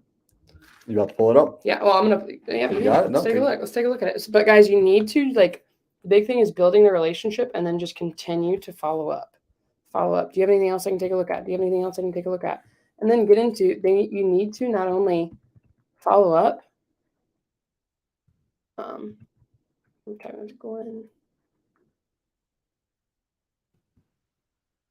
You need to pull through and buy a house with them so they can be like, okay, you're actually going to do this. It's not going to be immediate. Oh, it's going to auction. House you just sent me is going to auction. So this is nice. I like this. Let me share this tab. I'm on Zillow. It's going to go to auction. So if they can't get this thing sold, they're going to lose it and not make any money. Cool. I'm going to ask him if he has any photos. Do you have any photos? Zillow only has exterior. I'm not looking to live in Glendale, but it's a 6-bedroom, 3-bath, 2,500 square feet. I'll take a creative. That's right by the stadium. The Super Bowl's here in February. No, Glendale's in a pretty nice area. I was over there not too long ago. Yeah. I'd ask him. So it's auction. It's being auctioned right now. Yeah, well, not yet. He just told me it's for sale. So he doesn't know that I know it's so it's Well- not actually being for auction. He still has it. Zillow, just so you know, Zillow will say auction before it even goes to auction. Got you. So what I'm going to do, because I have MLS access, let's pull it up on MLS. I'll show you really quickly. Yeah, let's find out. Because MLS, from my access to it, I can actually see the date of the auction and the time. Again, I'm sorry, guys, if you don't have the Phoenix MLS, it is like the best. There you go. Best MLS in. Was it actually There you go. foreclosed? Auction's going to be on January 17th. Okay. So at 10 a.m. at the courthouse. Was it foreclosed on already? No, not yet. Okay. So this is when the auction date is going to be. Got you. So it'll be like foreclosed on that week or that day. Anyways, and then because I have MLS, I can actually even see what it's being comped for. So I wonder if he has any photos. I'll give him a call, see what he has, and we will follow up. So anyways, fun little fact. Even though Zillow says it's going to auction, sometimes these have been foreclosed, sometimes they have not. I don't know if every MLS will tell you when the foreclosure date is. I just know that the Phoenix one does, Arizona one does. So anyways, yeah, let's see. I'll wait until you text me back. You can find another one to call? Yep. All right, cool. And then when you go to another one, just click stream, different tab. Wait, you just click on the top and. Yep, share this time instead. Oh, check I that learned out. something new, right? I just learned something new. Guys, this is what happens when you hang out with Caroline. You learn stuff. I like tech. Who else is learning because of Caroline? Hey, Give a thumbs up. Give a put some fire in the chat. throw some fire in the chat. I owned a house in Indiana. There you go. Look at Tanisha said, come on in. Tanisha said an Indiana mortgage, $298. Yo, which slab do you have? 14-inch or 16? Laptop? I Yeah. have a 13. Bro, you know I got the big one. I'm about to go buy one. I cannot with mine. It's like, Oh, like no. overheating, and it's just like Bro, Yeah, go get a it's new one, not- dude. Taxes. legit about to do How it. long have you had that laptop? Get the pro. Yeah, I have the Air. How long have you, oh, dude, yeah, don't get an Air. Yeah, no. Yeah, no, I've had it since the end of 2018. But Ooh. it's an Air. And Wait, it's like, Oh, come into the picture, Luciano. People don't know who you are. oh, you guys are. You guys We're, are we're live. streaming right You guys now. are You don't know live? Luciano? You thought we were Gotta just go talking right to now. ourselves? Where's the You need an camera? Airbnb? Are we looking at this one, Luciano's this one, or that one? Yeah, we got a lot of cameras in here. Oh, there we are. Luciano, he's guys, he's looking for an Airbnb anywhere. Are you managing Airbnbs now? Is he looking for It's just my Airbnb? own. Just your own? We we're about to set up one in Sedona, so that's gonna be dope. That's dope. What are you guys doing? MLS sniping? Yeah. Privy, playing with Privy. Freaking love it. So I just I discovered Privy last night, and I am now playing with it, calling up folks in Milwaukee, seeing if I can go pick up a deal. Ooh. Because people know I'm still flipping, I'm still buying out there, and Privy gives me like really cool analytics like this, where I could see, oh, cool, this property is listed on market right now for 150, and the surrounding properties, oh, we got one that sold for 215. Let's see what that looked like. Oh, look at that. That was a recent flip. Now here's the baller part. So Check this out. Sold 12.6. So this is a very recent flip. Ooh. New siding, all this good stuff. Beautiful red door. Let's actually scroll down and see if they have my favorite piece. Before and after, side by side. love it. Now, if it was sold on MLS, they would actually have all the before pictures on the MLS as well. So you can actually see what was done to the house. But you see, the home was done not that crazy, actually, either. You know, pretty simple stuff. Yeah. Just honestly, it looks like it was staged and got a fresh coat of paint. The house actually looked like it was probably in good condition. It's already in a nice part of Milwaukee, in the 53216. We already own some property out there.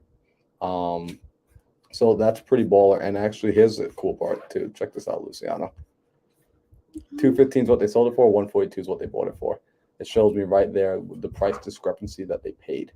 Nice. Right now, this shows that they've had it for a while, so it doesn't look like it was a very, very recent flip. It looks like it might have been sitting for a little while. Sold over asking price. They had it listed for 209. It sold already, so that's interesting. Sold on 12.6. So we gotta see what's up with that. I'm curious. That's interesting. Yeah, that is pretty interesting. So this is a pretty cool situation here. It looks like someone in LLC sold it to Miss Terry. So you looked at. So this was bought for how much? 144. But that now I'm looking at it though. This was bought back in 2014, so it wasn't this new. So it must have been like maybe like a live and flip.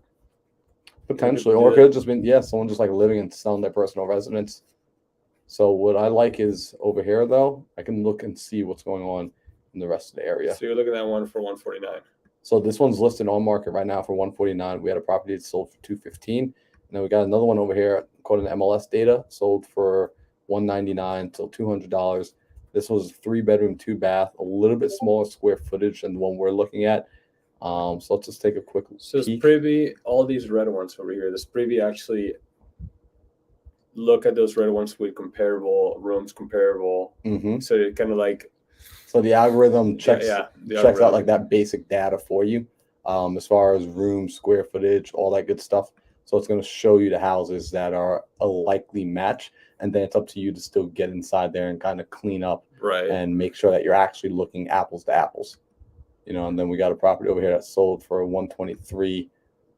This sold a few months back, and I wonder if this was a cash deal.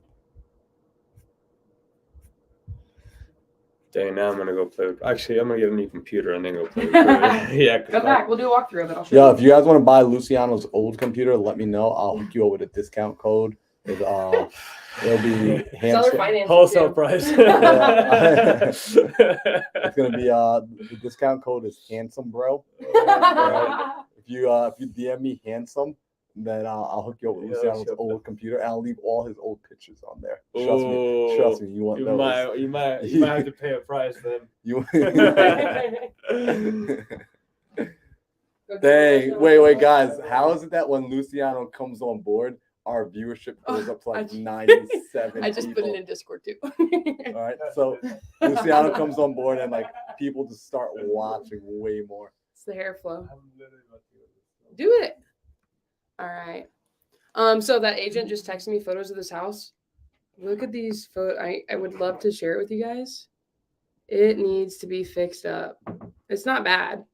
So the property definitely needs some work. Yeah. Look, the pool's empty. Backyard's trashed. I might go live in Glendale for a little bit. So you're gonna submit it off, or you want to get on the phone and talk to him real quick? Yeah, I do actually. Let's see. 350K, but 310 should take it on a quick close. See, look, he's not telling me it's in foreclosure on a quick close. Let's take a look at the comps here. Really, I don't even need to do that. It needs $60,000 worth of work. All right, let's give him a call. His name is Ion. Ion, what a Ion? name! Hey, Ion. You reached the phone of Ian. Oh, didn't answer me. He's got me on D&D. So we're gonna hit him with the D&D. I'm gonna call. I called him earlier. He might be in a. I don't know. Let's see. He's texting me. See if he tries to call me. Turn my phone off of Do Not Disturb. Life hack: if you have ADHD, put your phone on D&D to not get distracted. Look at all these people in here. Perfect. I have a seller finance deal that's off market. Seems like it pencils out. Would you guys help me comp it? Where is it, Alan? I could take a look at it in between us making calls. Hey guys, my kids are all home early for at least. It's allowed to call, but listening to these calls, awesome. All right, so let's see what he gives me. I think 310, and it still needs $60,000 worth of work. That is way. I mean, you don't have any comps that support that. That's me. You know what I'd say? I think I want to tell him that I'm on the phone. I'm priced out, but I would be willing to seller finance it. And then that's when he's gonna say, you can't seller finance it. Are you buying that house Manny sent you? I need to underwrite that, and I need to send my offers over to the agent. I told him I'd do that like within an hour. I did text him, so I should make that happen. What's up? Look at all these people in here now. Cool. All right, so I'm gonna let you make your phone call because you have it ready to roll. I'm gonna wait. If Ian does answer, I'm gonna bounce in here. I do need to call Jeremy Davis. You guys don't know Jeremy Davis as well? Holler at him. I will be back. You are calling for wholesale deals, or what are you calling for? Well, I'm now just personally calling in my market. I'm just doing. Perfect. You guys just like hanging out, watching me just do my own business. I love it. Look at that. There we go. So I'm gonna go find some properties up in Milwaukee. Really, what I'm actually, just so everyone knows, kind of like what I'm thinking about here, is I've been wanting to add more realtors to my power team in my local market. We've been doing a lot of off market over the last year, working with wholesalers, wholesaling deals ourselves, all that good stuff. Now, what I'm actively looking to do is add realtors and mortgage brokers to my power team, more so in the Milwaukee market. I've got good power teams up in Arizona. We've got good power teams through the Sub 2 family. Shout out Sub 2, all throughout the just all throughout the nation. But Milwaukee's my main bread and butter area. So this is going to be me reaching out to some realtors, trying to find some fun deals to buy, seeing what's going on with these properties here. So let's give this one a call. This has been on market since 132 days. Let's see what's happening here. Let's call Joanne.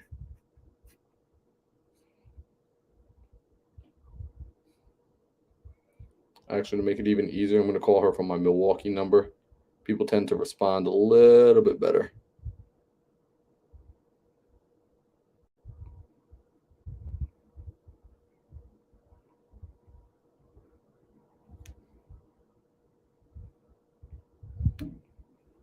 I'll put it on speaker for you guys.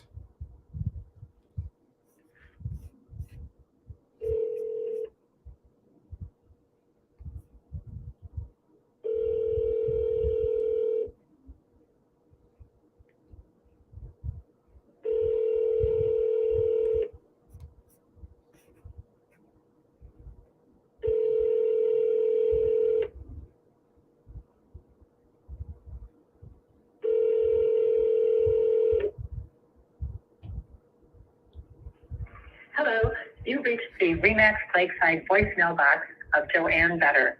Let's try one more time. So just like calling sellers, calling realtors is very similar. If they don't answer, you don't hang up, you double dial.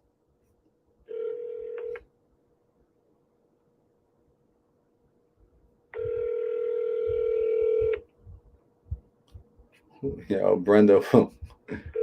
Brenda, why are you calling out Milwaukee? How are you going to do that to Milwaukee? Come on now.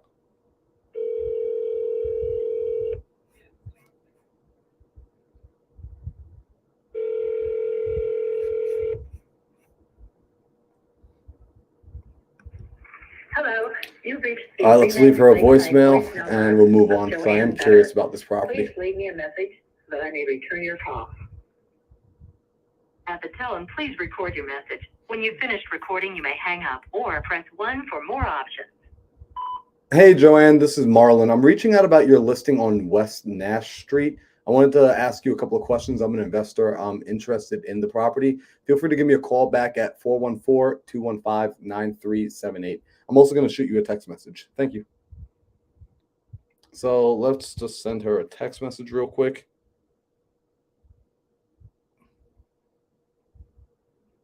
Joanne Vetter. I don't know how I already had her phone number in my cell phone. Hi, Joanne. My name is Marlon, I was looking at your listing on West Nash Street, period. I'm an investor based out of Phoenix, Arizona, but I hold a portfolio in Milwaukee. I wanted to get some more information on this property, period. When would be a good time to call? Question mark.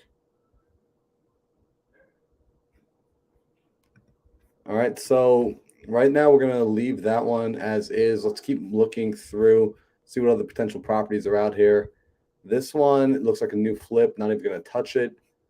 Maybe a good buyer to talk to later, but we're going to keep moving. This one looks like they try to do potentially a lipstick flip. They just did a price reduction. Let's see what's happening here. All right, so we got a price reduction going on. Asking 170. You know, it looks like they're right around ARV because I can't really consider these. This is in a totally different area. So down here to the right, these are going to be properties that will probably fit, but there's not a discount here, so I'm going to keep moving on. So let's keep looking here. Let's see. Oh, look at this. There's a pretty interesting house in this area. So this kind of color is like my favorite color. So I kind of like it.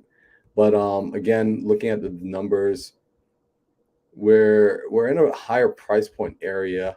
How long has this been sitting on market? Let's see what's going on. 91 days. Let's give a call because I'm curious to see why it's been sitting on market so long and see if we can't do something seller financing. Now priced to right. Let's see what's happening with this one. I'm going to quickly turn off all the actives. I don't want to see any of the actives.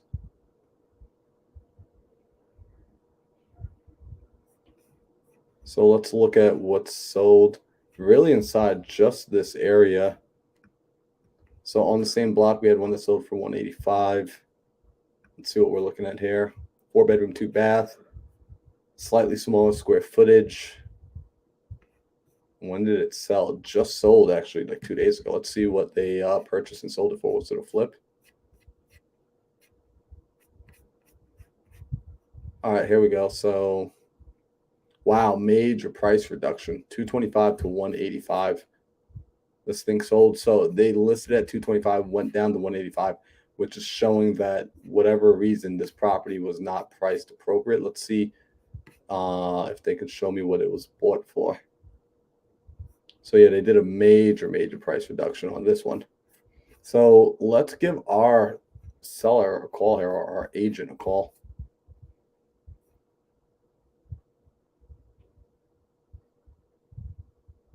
Joanne Vetter gave a call back.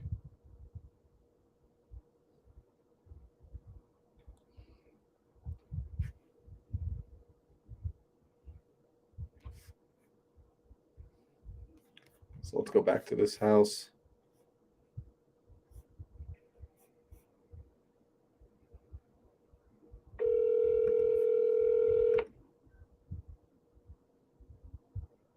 Hello, it's Joanne. Hey, Joanne, this is Marlon. I just gave you a call about your listing on West Nash Street. Right. Awesome. Yeah, did I catch you at a bad time? No, it's perfect. Thanks. I was just on a Zoom call when you tried calling me before, so I was on my computer. I couldn't switch over. Oh, okay, no worries. Yeah, I feel like nowadays, everyone, like, we're always on Zoom 24/7. Well, Always something. It's like, somebody sends me a message. I'm like, oh my gosh, let's see. Messenger, message, red, voicemail. I mean, it's like, it's hard to find it back. I don't even look at Facebook Messenger anymore. It's like I gave up on that. That's like one of your old emails now. I just gave up on it a long time ago. I know, but people keep sending me stuff on it, and I never think to look there. I'm like, I know I saw something pop up at the top of my screen. Where the heck is it? And my last resort is Facebook Messenger. Anyway, Nash, luckily home. I'll just give you the history on it. And then, Yeah, please. And I'll answer whatever questions you have. Mhm. So this is an old, quite elderly gentleman who has been moved to Arizona with his daughter. And so they came through and did a number of things to get the house ready to sell, like having basement work done to do some bracing in there. There had been some asbestos tile that was loose in one area of the basement. They had that professionally removed. Had new carpeting put in the recreation space and up the stairs in the basement. Had some painting done, put in ground fault circuit interrupters in the bathroom and a couple in the kitchen. The great garage, which is newer, had an offer on it. The offer was $170. It appraised at $175, and the other agent was telling me, "Oh, the buyer's got her loan commitment, but she's just so busy. She can't sign the form that says that I can release it to you." Like, this is weird, but she's just so busy. One of the things that came up that we negotiated out on there is that they wanted to confirm that it was 100 amp electrical service, which it is, because it had a round meter, and that freaks out all the home inspectors. They always call that, going, "Oh, you better have it checked." So we had re-energy. They go, "Yeah, it's 100 amp service."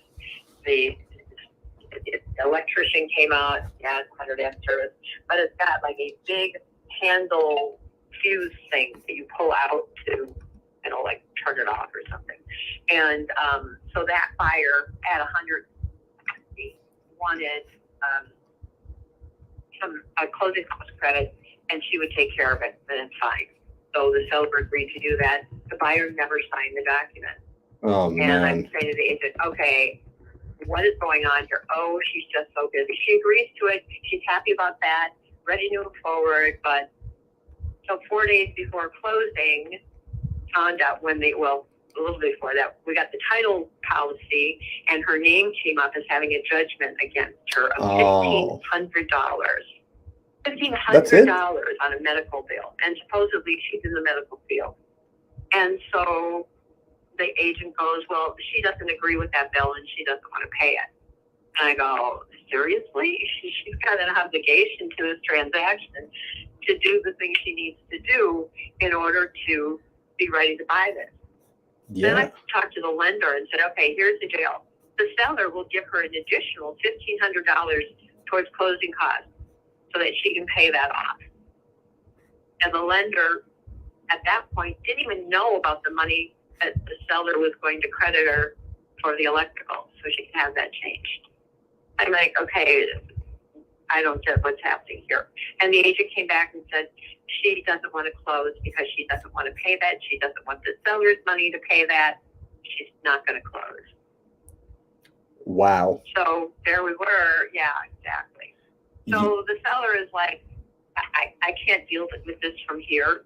And her father at that point was dealing with heart failure. Oh, I'm sorry to hear that. I said, you need to go and get this filed as a trust. This is way more than you want to know, but I don't usually get to go through all the trust. So I said, you better get this retitled as an individual to trust that, you know, this is not going to go into probate for you. And unfortunately, he's rallied and, you know, he's hanging in there. But so we put it back as opposed to fighting this agent, this buyer to say, you know, we're going to sue you for a specific performance you have to close. Which is just a never ending, especially with the fact that it didn't look like he was going to be, you know, coming up the other end in the next couple of weeks. So went back on and had a few shown, but nothing like we did when it was first listed, because everything in this neighborhood sells really quickly. Yeah. As did this. And when it doesn't sell quickly, everybody goes, whoa, what's wrong with that house? And I felt those are typically the calls that I'm getting. And I put it, you saw, you know, the had an appraisal at 175, you know, and people are going, hey, this doesn't make any sense. What's going on here? You know, it's, I say you can, there's corn, snow, and some buyers all have one quality. They call me flakes. Yep. And I have a feeling that's just, you know, what I'm dealing with here. How do you explain that to people? She just totally flaked. Not happy with the other agent. I feel he played me. Oh, she's busy. Oh, she's busy. And then I find out from the lender that she had ghosted both of them weeks before. Yeah. And you could have told me that and prepared me for the fact that you had no communication with her. Not that, oh, she's so busy and oh, she agrees to this and she's fine with that. Yeah. So, anyway, like you said, more than you wanted to know. But there it is. You know, it's so funny, Joanne, because I've got a property out in I think I told you, I left in the voicemail that I'm based out of Phoenix, but I hold a portfolio in Milwaukee. But I also got a property in St. Louis that, I mean, this at this point, the closing was scheduled for a month and a half ago, and my partner still wants to sell it to this buyer, and I've totally just given up on this guy. Like, this is ridiculous.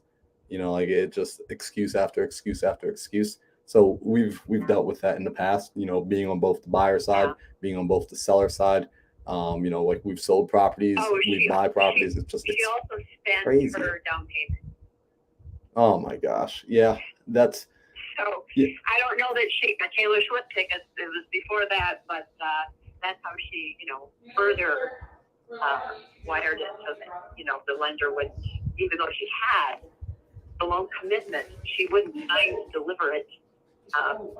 Yeah, so it's crazy, isn't it? I was listening to a Buffini broadcast the other day, and he was saying that like the percentage of people that have walked away from deals is at an all-time high. Yeah, well, you know, like, with what is going on? The interest rates, I mean, like with the interest rates when they've gone up, I mean, people are getting freaked out. Unfortunately, they're getting a lot of bad advice from people who haven't lived through a market cycle. And so they're just getting scared, and people that had committed, at least that's what we're seeing. Cause I mean, I still do flips. I still buy properties. And like we just picked up a project 2 weeks ago that we're doing a full gut renovation on it. But you know, luckily we bought it at the right price. So I don't have any worries about it. I'll still be able to sell it under market and make a profit. But it definitely, we slowed down on our flipping operation just because we're recognizing that buyers right now are they're getting scared. They're pulling out because they're just getting a little bit nervous. But I'm buying for long term. So I mean, I'm interested in this property. I like the 53216. I already have a couple houses out here. Um, Something like this. I do appreciate you like kind of giving me the rundown on what's going on with the property. It's good to know my numbers were kind of in the right ballpark. I was seeing. Okay, we put in new carpeting too. All the carpeting is new. Yeah, I mean, yeah, like the appraisal coming in around 175. Like my numbers were kind of putting me at least like the numbers I was seeing around like 170, 180. So it looks like I'm in that ballpark. So typically when I buy things, at first I was looking at this and I was wondering because I saw the days on market if there was maybe something that like needed to be fixed, if there was a foundation issue or a roof issue or something. But it sounds like that Right. might Well, not that's what really be the everybody's case. looking at because everything else is selling like it did Mhm. very quickly. And then, you would have the same question that everybody else has, and I don't blame them. Yeah. Because they're looking at driving by going, this is really a nice house. This is a great location. What the heck, Yeah. So, Joanne, I'm curious, if we did purchase it cash, and maybe you tell me, like, I'm just kind of letting you know the options on how I buy. Typically, when I buy things for cash, I have two thought processes. One is, of course, to turn it around and put it back on the market and resell it. But I think, if I were to buy it for cash, I'd be looking at being closer to, if I'm selling it, I'd probably be, in the lower hundreds. And I don't know if that would be insulting to them or if that's something they're open to doing.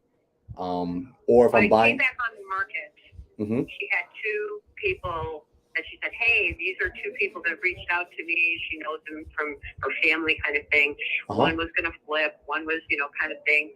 And one was at 110 and one was 120 and she turned him down. Okay, so then then I will just mentally go ahead and throw my cash offers out the window because really that's where, if I'm looking at it from a flipping standpoint, that's where it would make sense to take on the risk of buying it and take on holding costs and closing costs and things of that nature. But if they've already said no to that, that means it probably won't work for them. And then even if I was buying it to hold it in my portfolio long term, I would have to be able to refinance out of it. And be able to pull the cash back out in, next 3 to 6 months. And, if it appraises out at like 170, they're right now refinancing me on investor loans around 70% of the value of the home. So essentially like 30% down. So that puts me, around that 130 mark, at like a high end purchase price, not taking into account closing costs and things of that nature. I guess what my question is here is, are they open to doing something like a seller financing if I could come up to her price so she doesn't have to do any more price reductions? Or She's been asked about seller financing before and said no, Mhm. mostly because of the tenuous health of her father. Because should he pass away, they need to be able to settle the estate. And seller financing tends to be a long-term situation, and he's not going to have long-term. Right. No, I get that. It is long term because it's funny. I shouldn't say it's funny, but I recently structured a seller financing situation with it was a similar situation where the kids they brought their mom in to live with them because she was getting up there. The father had already passed away, so she was living by herself and she was starting to go through dementia. So what we did was we had structured a seller finance deal, and instead of the money going to mom because the kids started taking care of mom, the money was going towards a trust fund. So every month we paid a trust fund, and the trust fund was actually set up for the grandkids because the kids, they were already, all of them were established in their careers. So it wasn't that anyone necessarily needed a lump sum of money for anything. So it just became this thing where, every month the grandkids funds was getting, just building up. So we set that up with them. So I mean, I understand if that's not going to work here for them.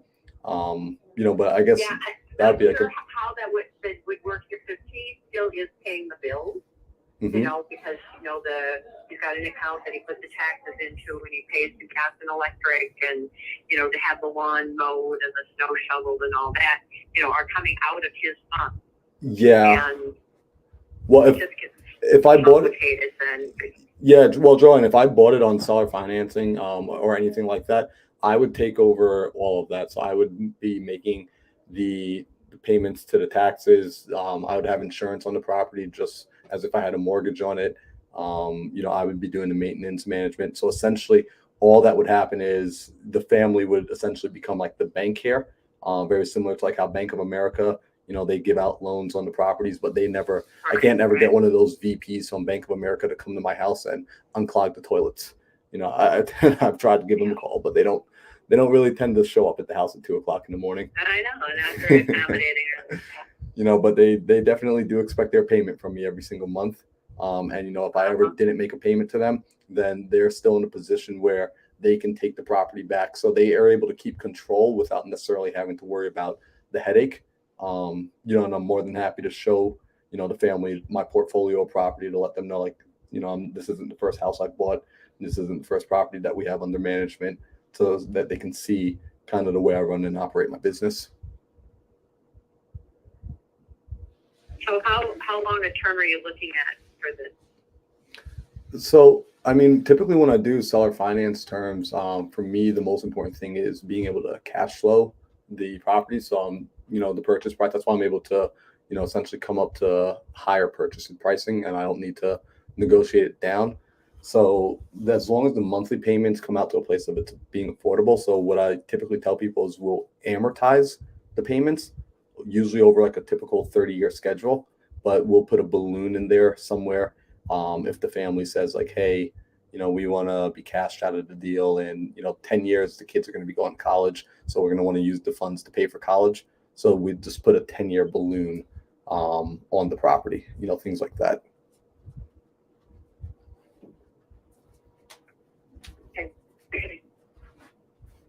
Okay, well, if you want to outline your program in something that I can pass on so the whole family can look at it, I'd be happy to pass it on.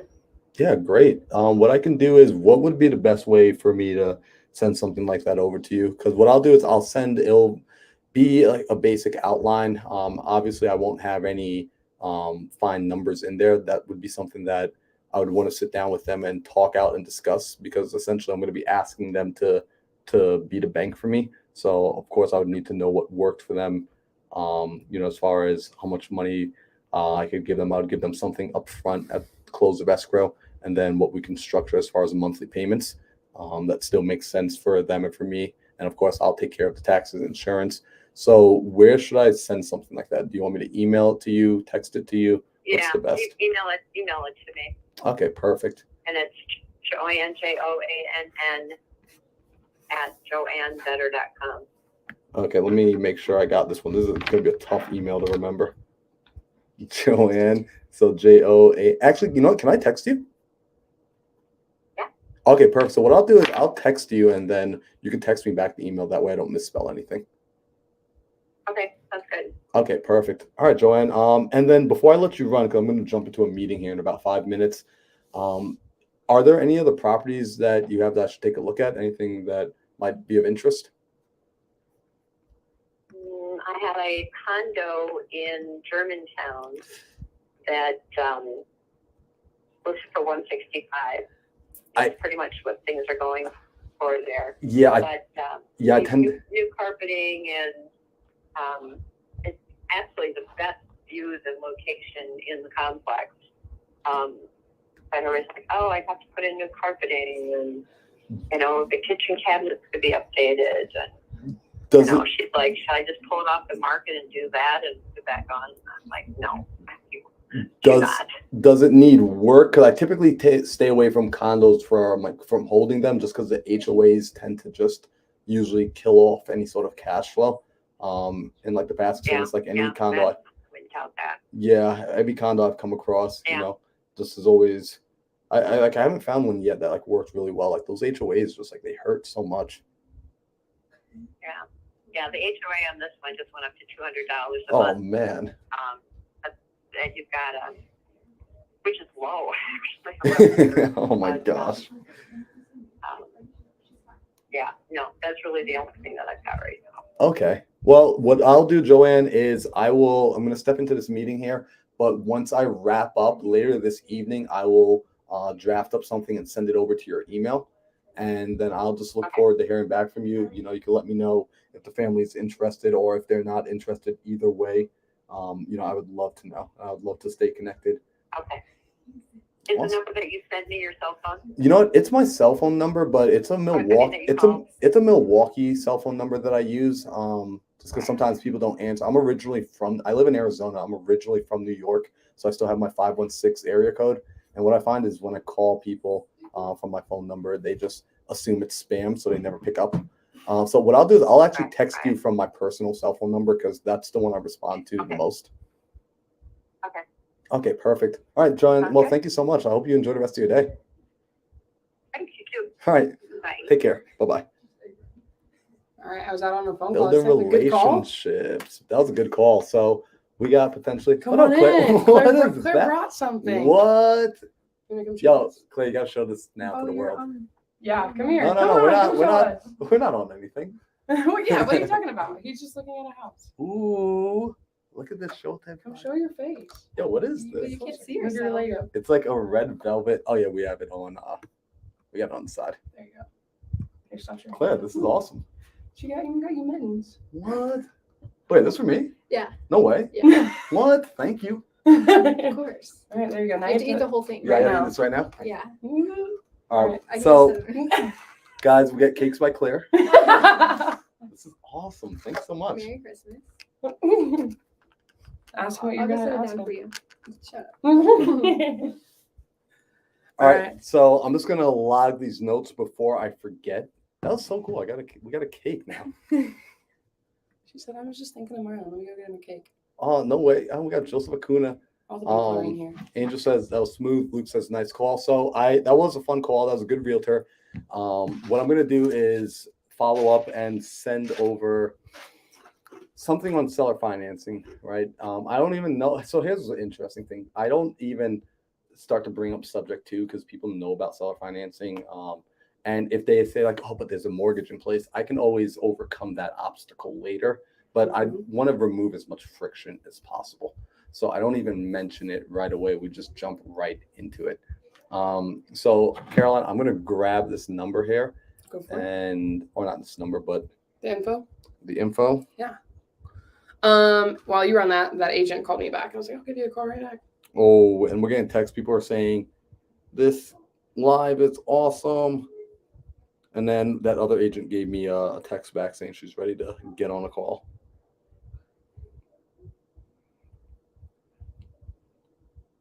What I can do is I can just save this agent's number. So if y'all are getting value from this, do me a favor, go and blow up Caroline's YouTube. Go and like this as much as possible. If you're not subscribed to Caroline's YouTube and you're watching it on her YouTube right now, go ahead and click that subscribe button and make sure she knows that you were here today. I would appreciate that. All right. We're gonna give my guy a call. And I'm glad you said that you're gonna open up with seller carry. That's the easiest way to do this. So I'm gonna do that. When are you guys gonna do an underwriting session? Joseph, bro, can I come over to your house and film it in your studio and we can do an underwriting session at your house? Because by the way, if you guys don't know Joseph Acuna, freaking awesome investor out here in Arizona. He's crushing it. Him and his girlfriend Andrea and their business partner Hunter. They are just absolute monsters, super nice people, super chill people. First time I ever met Joseph, he had just come from closing really freaking awesome. I think it was a flip or a wholesale. I forget which one it was. But this man is such like a frick. I just love Joseph. He has to say, I mean, everybody keeps sending me Joseph's house. He does have a house for sale right now in Northern Phoenix with a pool. Joseph's selling a really nice house. It's a creative deal too. It's a creative deal. What is it like? You should throw the details in the side chat, Joseph. It's like $45,000 entries, move in ready, like it's turnkey. Yeah, Joseph, we got a lot of creative buyers on here right now. Like if anyone, real quick, if you guys are looking to buy creative deals, I mean, that means you have some money, you want to insert it into an entry fee, you don't want to use any of your own credit, and you want to own a property in the Arizona market, put like a 1 in the chat right now. It's like, say me, put a 1 in the chat so Joseph can hit you up. This man finds good freaking deals. And the other thing I'd say, the biggest thing, like you did a really good job of building a relationship with that realtor and like explaining why you are the way you are, like what your thoughts are. Guys, why you are the way you are. That could go so many ways. Why your numbers are where they are, why you need to buy it at this price or with this cash flow or with this payment. If you do that and you're upfront with people, it really goes a long way. Same thing when you're building relationships, especially like on YouTube, when there's an opportunity to go on somebody's live, you can connect with like other people. So anyways, I'm going to call my realtor Ion over here about this property he just sent me. So let me pull up our second monitor that I can see. I'd love to share it with you guys. The photos are not on market. He sent them to me he sent them to me via text. So let me pull them up here just so I can see it. Like a nice little quick tip for you. If you're ever on a Mac and you're going to go back to your page you just closed out, Command Shift T, it'll pull up the window you just closed. So anyways, let's give Ion a call.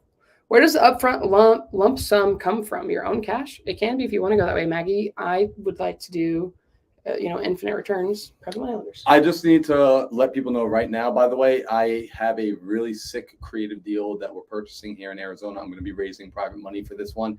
This one is, I'm actually going to be allowing my private money lending partner to get a share of equity as well, because it's a ridiculously dope house. So they're going to be coming in to get a piece of equity. So if you're interested in that, if you're interested in lending, I'm really looking for a lender who's going to be able to come in and fund at least 100K. If you and someone want to come in and fund 50 and 50, I will be open to doing that depending on who you guys are. But if you are interested in lending, do me a favor, reach out to me, because over the next couple of days, I'm going to get this deal funded before like probably the 20th. I already have some people lined up, but I do like to expand and start to have more conversations with other lenders. I just going to be honest with you, just because you have money does not mean we will work together. I'm pretty big on wanting to be a good fit with people, and there need to be an emotional resonance. So if that's you, do me a favor. The best place to reach out to me, DM me on Instagram. If you send me a message on Facebook Messenger, I'll open it in 7 months. If you send me a message on Discord, I will never open it. And if you don't have my phone number, you need to send me a message on Instagram. If you have my phone number, just text me or give me a call later tonight, not right now. Please do not call me right now. Also, if you ever, I have right now 100 text messages that I haven't opened because people blow us up all the time. So I'm not you're never trying to avoid anybody. I'm not ever trying to. So if it's something that's urgent, double text us. Please don't assume that we saw, sometimes I'll open stuff. I just found out, did you know you can actually go back and swipe to make it show unread? No, I didn't know that. I'm just here to give Marlon a tech class every time I come and visit. So Jennifer, you're in Wisconsin? Oh, Jennifer, shoot me DM me on IG. Jennifer, I will JV with you only if you're also subscribed to my YouTube channel. Because I'm growing my YouTube channel. 2023, one of my biggest goals is grow my YouTube channel. Same thing. If you're on, it's gonna be a shameless plug out here. If you're on my YouTube and you're not on Marlon's, you should go to Marlon's and give him a subscribe because he has a lot of great content. And vice versa. If you're on my YouTube and you're not on Caroline's, you need to be subscribed to Caroline's. All right, I'm about to make this call, but I just want to point out your comment here, Paisy. It is, thank you for giving me a reason to call Realtors. I have 2 agents that want more info on creative deals. Dude, I just met you 2 weekends ago. I'm excited to see you in person. I'm glad that we get to connect. But guys, you can see it's not rocket science. We're not comping the deals before we call. We're just calling to find out if they're open to anything and how motivated the seller is. Remember, it's all about if they need to sell, not if they want to sell. People want to sell for the right number, but that's not really people the sellers you want to talk to. Find somebody who needs to sell and what is their pain versus their gain. So I could go into a ton of context with that, but I'm going to keep it simple. John, you're from Milwaukee too. All right, if you guys are doing deals in Milwaukee, please just message me. I've been doing deals in Milwaukee for the last 2.5 years, and I guess people don't know this because I don't talk about it a lot or enough. Apparently. Enough. So yes, I'm doing deals in Milwaukee. I would love to partner up with people. I do renovations, I do buy and holds, I do wholesale. But mostly I'm a buyer in the Milwaukee area. I bought wholesale deals from other sub-2 students. I've structured deals for people so that they can wholesale it to me, and I still paid them a fee when all they gave me was a phone number. So I'm more than happy to help in whichever way I can. MILWAUKE. Got it now. I'm trying to get a banner to you guys. All right, and that realtor just texted me back. So I just need to make sure I lock that address in.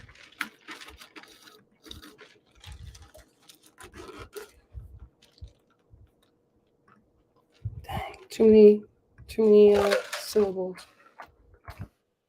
Too many letters. All right. I feel like I have an appointment at 4 o'clock, and I'm not remembering. Do you? Let's double check that. Can I add my banner? Dang. I was trying to put it on there too. Oh, no, 7 o'clock. Also, guys, later, not tonight, 7 o'clock, Arizona time, I'm going to be doing an IG live with one of my homeboys, Michael, who still is a real estate investor, started off in real estate, moved into digital marketing, and has been crushing it, earning over 6 and 7 figures. Actually, if you guys know who Russell Brunson is, the guy from ClickFunnels, Michael was one of the people that was awarded with Russell Brunson's one of his highest tier awards for just out earning everybody. Ooh. And like that was in his own business. It wasn't working as an employee. This was in his own business. He's brought his clients over like $50 million like in a single year. It's insane. So I'm going to be doing some special stuff with him next week. I'm going to be doing a Kings and Queens challenge right after Christmas on the Monday the 26th. So if you want more info about that, come hang out on my IG live tonight, 7 p.m. Arizona. I actually need to make a post about it now. So while Caroline's doing this, I'm going to be making a post. All right, I'm going to give my guy a call.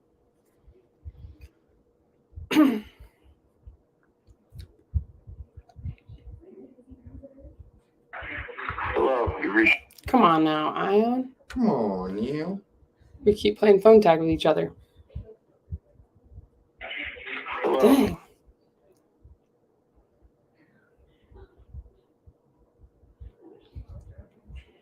All right.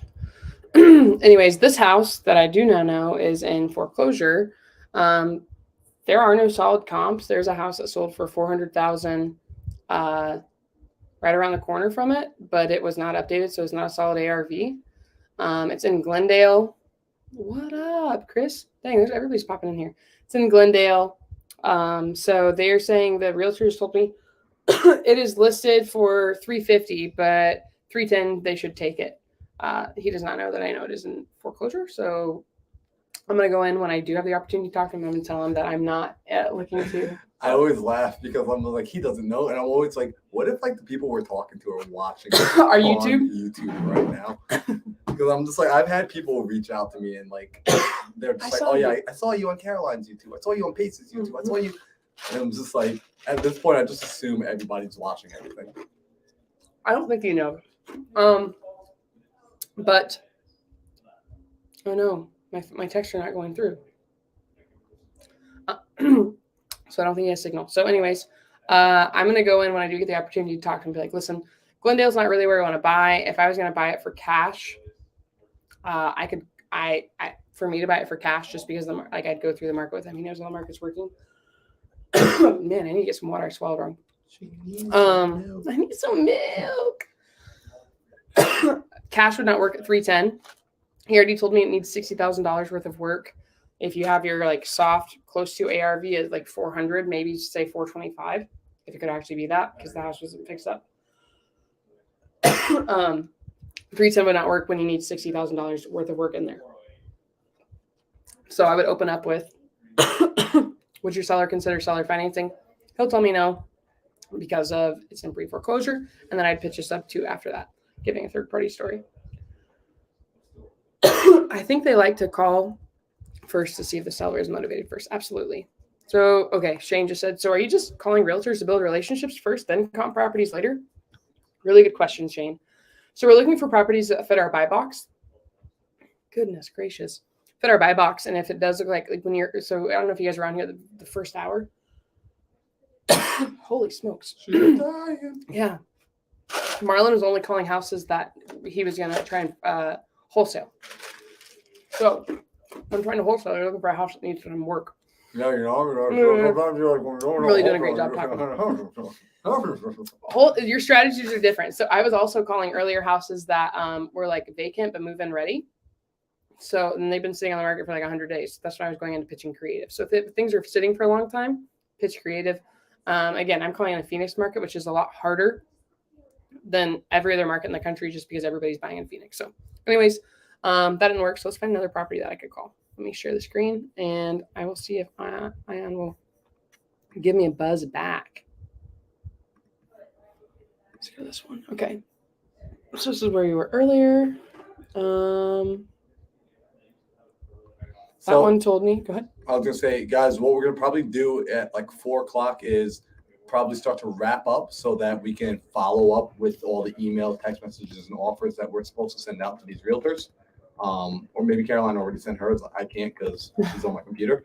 And at that point, it's Friday, so I'm gonna go hang out and unplug on Fridays. And by hang out, I mean go hang out with people that are growing me.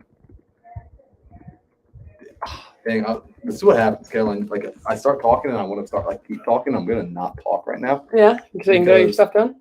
No. I'm gonna like end up wanting to like a whole master class. I know, right? Important topics.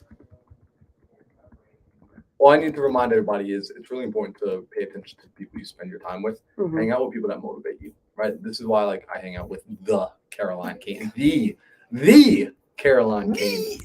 All right. So, moving on from this one. This is the one I looked at earlier. So let's find another one. Let's look at this one, 434. I just know that again, Phoenix is not a direct MLS market. So you were looking at Marlon when he was in Milwaukee, and it was direct MLS. So every area is different. I'm gonna look on Zillow just because I know my way. This one's accepting backup, so it's already under contract. I think that's not Mala out there playing. No, he was inside a room just now. Oh, okay, gotcha. No, this one's under contract, so hide that one. 425. Take a look at this one. This is the one that I was looking at, and it's already under contract. It got 20 minutes ago, whatever. Accepted the offer. RIP. Gonna miss you. All right, let's look at this one. View external listing, and that's not gonna bring me over here. Sort of looks vacant. Okay. This is cool. Let me share the screen here. So I'm on the house. They have their Weber grill inside of a rock. That's pretty fire, actually. Interesting. It looks vacant. So let's give this one a call.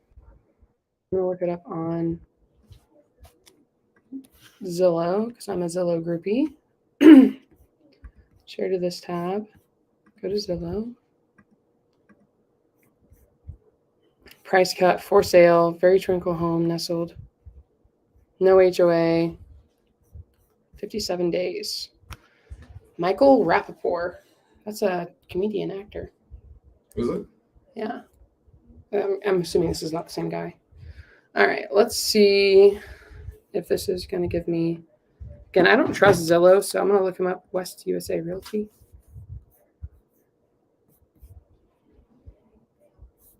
See, like, there you go. That is an actor. Michael Rapport, New York. Michael Rapport. West USA Realty. Okay, try and find him over here. Dang, they don't have a cell phone number.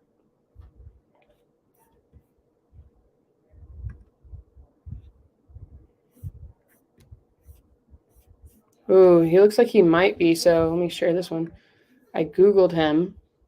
Selling your home. He looks like he might be a wholesaler. Just trying to find his info. Michael. All right, so I guess this is his phone number. Let's give him a call. 623-628. It just took, look, I'm no longer really coughing. It just took me 10 minutes of almost dying. That's it? That's it. Nothing.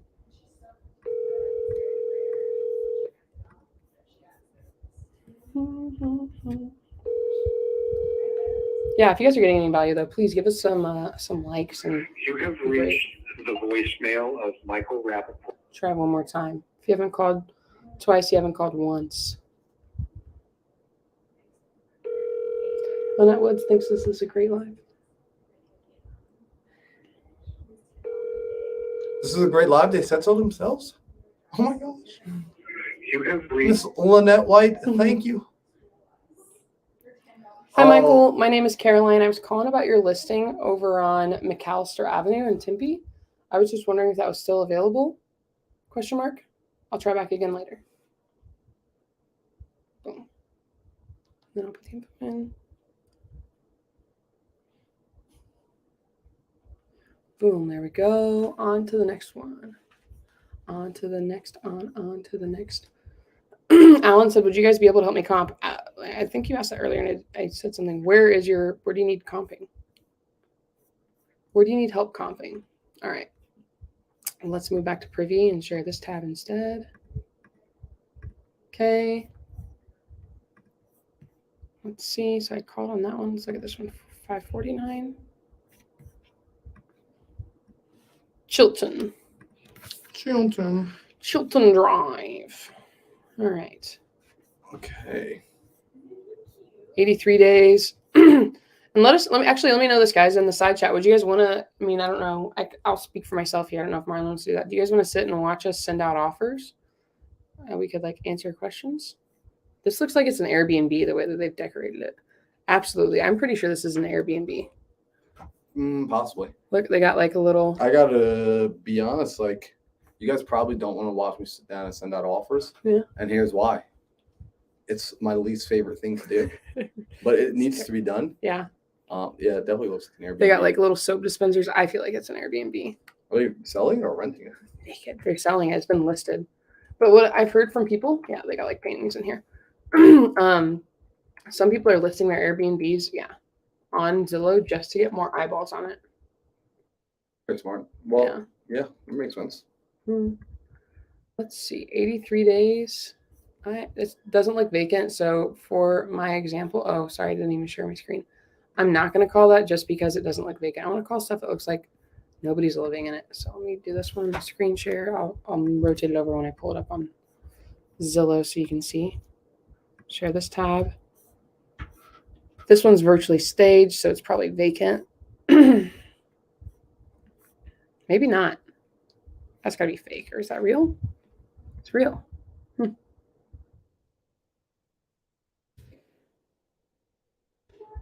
Yeah, there you go. Nothing in. All right, let's see. 91 days.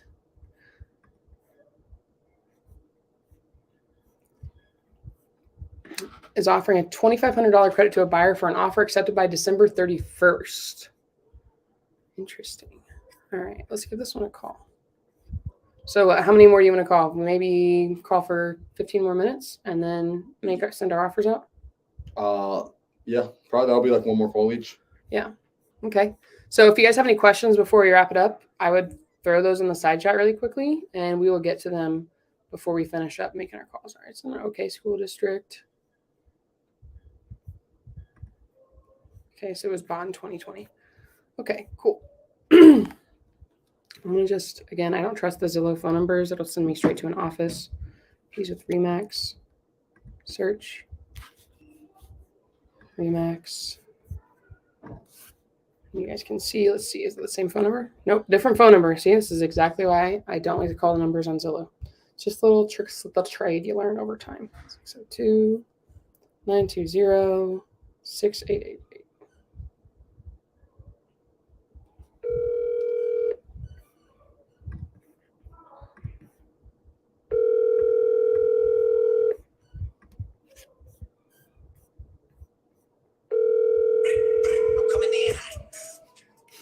Careful, don't get us kicked off YouTube. Oh, facts. With the sound.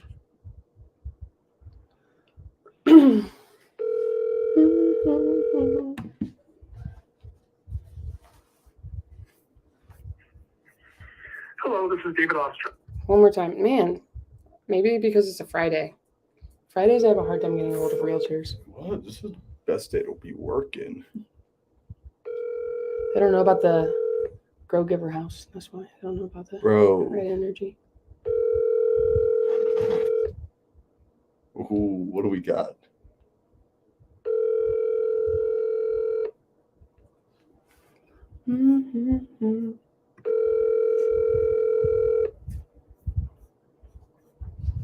Oh, Michelle says she's someone like this. Hello, this is David Ostrom with Remax Excalibur. All right, I'm gonna shoot him a text. Oh, he's got an iPhone. I love when they have an iPhone. I look like a real person. Hi, David. My name is Caroline. I was calling you about the listing you have on 6818 South Lakeshore. I was just wondering if that was still available? Question mark. Boom. Send it out. There we go. Hand it over to you and let you make another call then, Marlon. The flow is yours. All right. Let's see what we got here. All right. All right, guys, this is going to be the last one because I want to wrap it up for the evening. Let me see here. What do we got? Let's look. So real quick, I'm just going to be looking for what do we have listed, what's been on the market for a little while, 163 days. This isn't terrible. Just that balcony to front, what's happening inside. The home is not in awful condition, just a little dated, really not all that bad. Let's see what's happening here. Let's see what the comps are telling me. Okay, this is interesting. Listed at 165. This is telling me something nearby sold 250. I got no photos, so I really don't know what it was. 4-bedroom, 2-bath, MLS data, so that's at least nice. We know it's listed and sold on MLS. We got a property with new siding, 240, 4-bed, 2-bath, built in 1950. Ours is 1952, around similar square footage, a little bit smaller actually. Let's take a look. This sold in October. Again, shout out to Privy for this one. I'll get you guys an affiliate link for Privy by next week, I promise. That way you guys can get a bit of a discount if you're liking what you're seeing. I like Privy so far. I got to be honest, I really do. So let's look. This property sold. What did they pick it up for, and how long did they have it? So they bought it for 180 and sold for 240. But was it a flip? Doesn't look like it was a flip. Bought in 2020. Maybe it was. Right. So buyer sold it about a year and a half later. 180 to 240 sold for. Not bad. It sold over listing price over ask. So that's pretty cool. So this is a pretty decent comp. It doesn't quite look the same. Let me get the outside view again.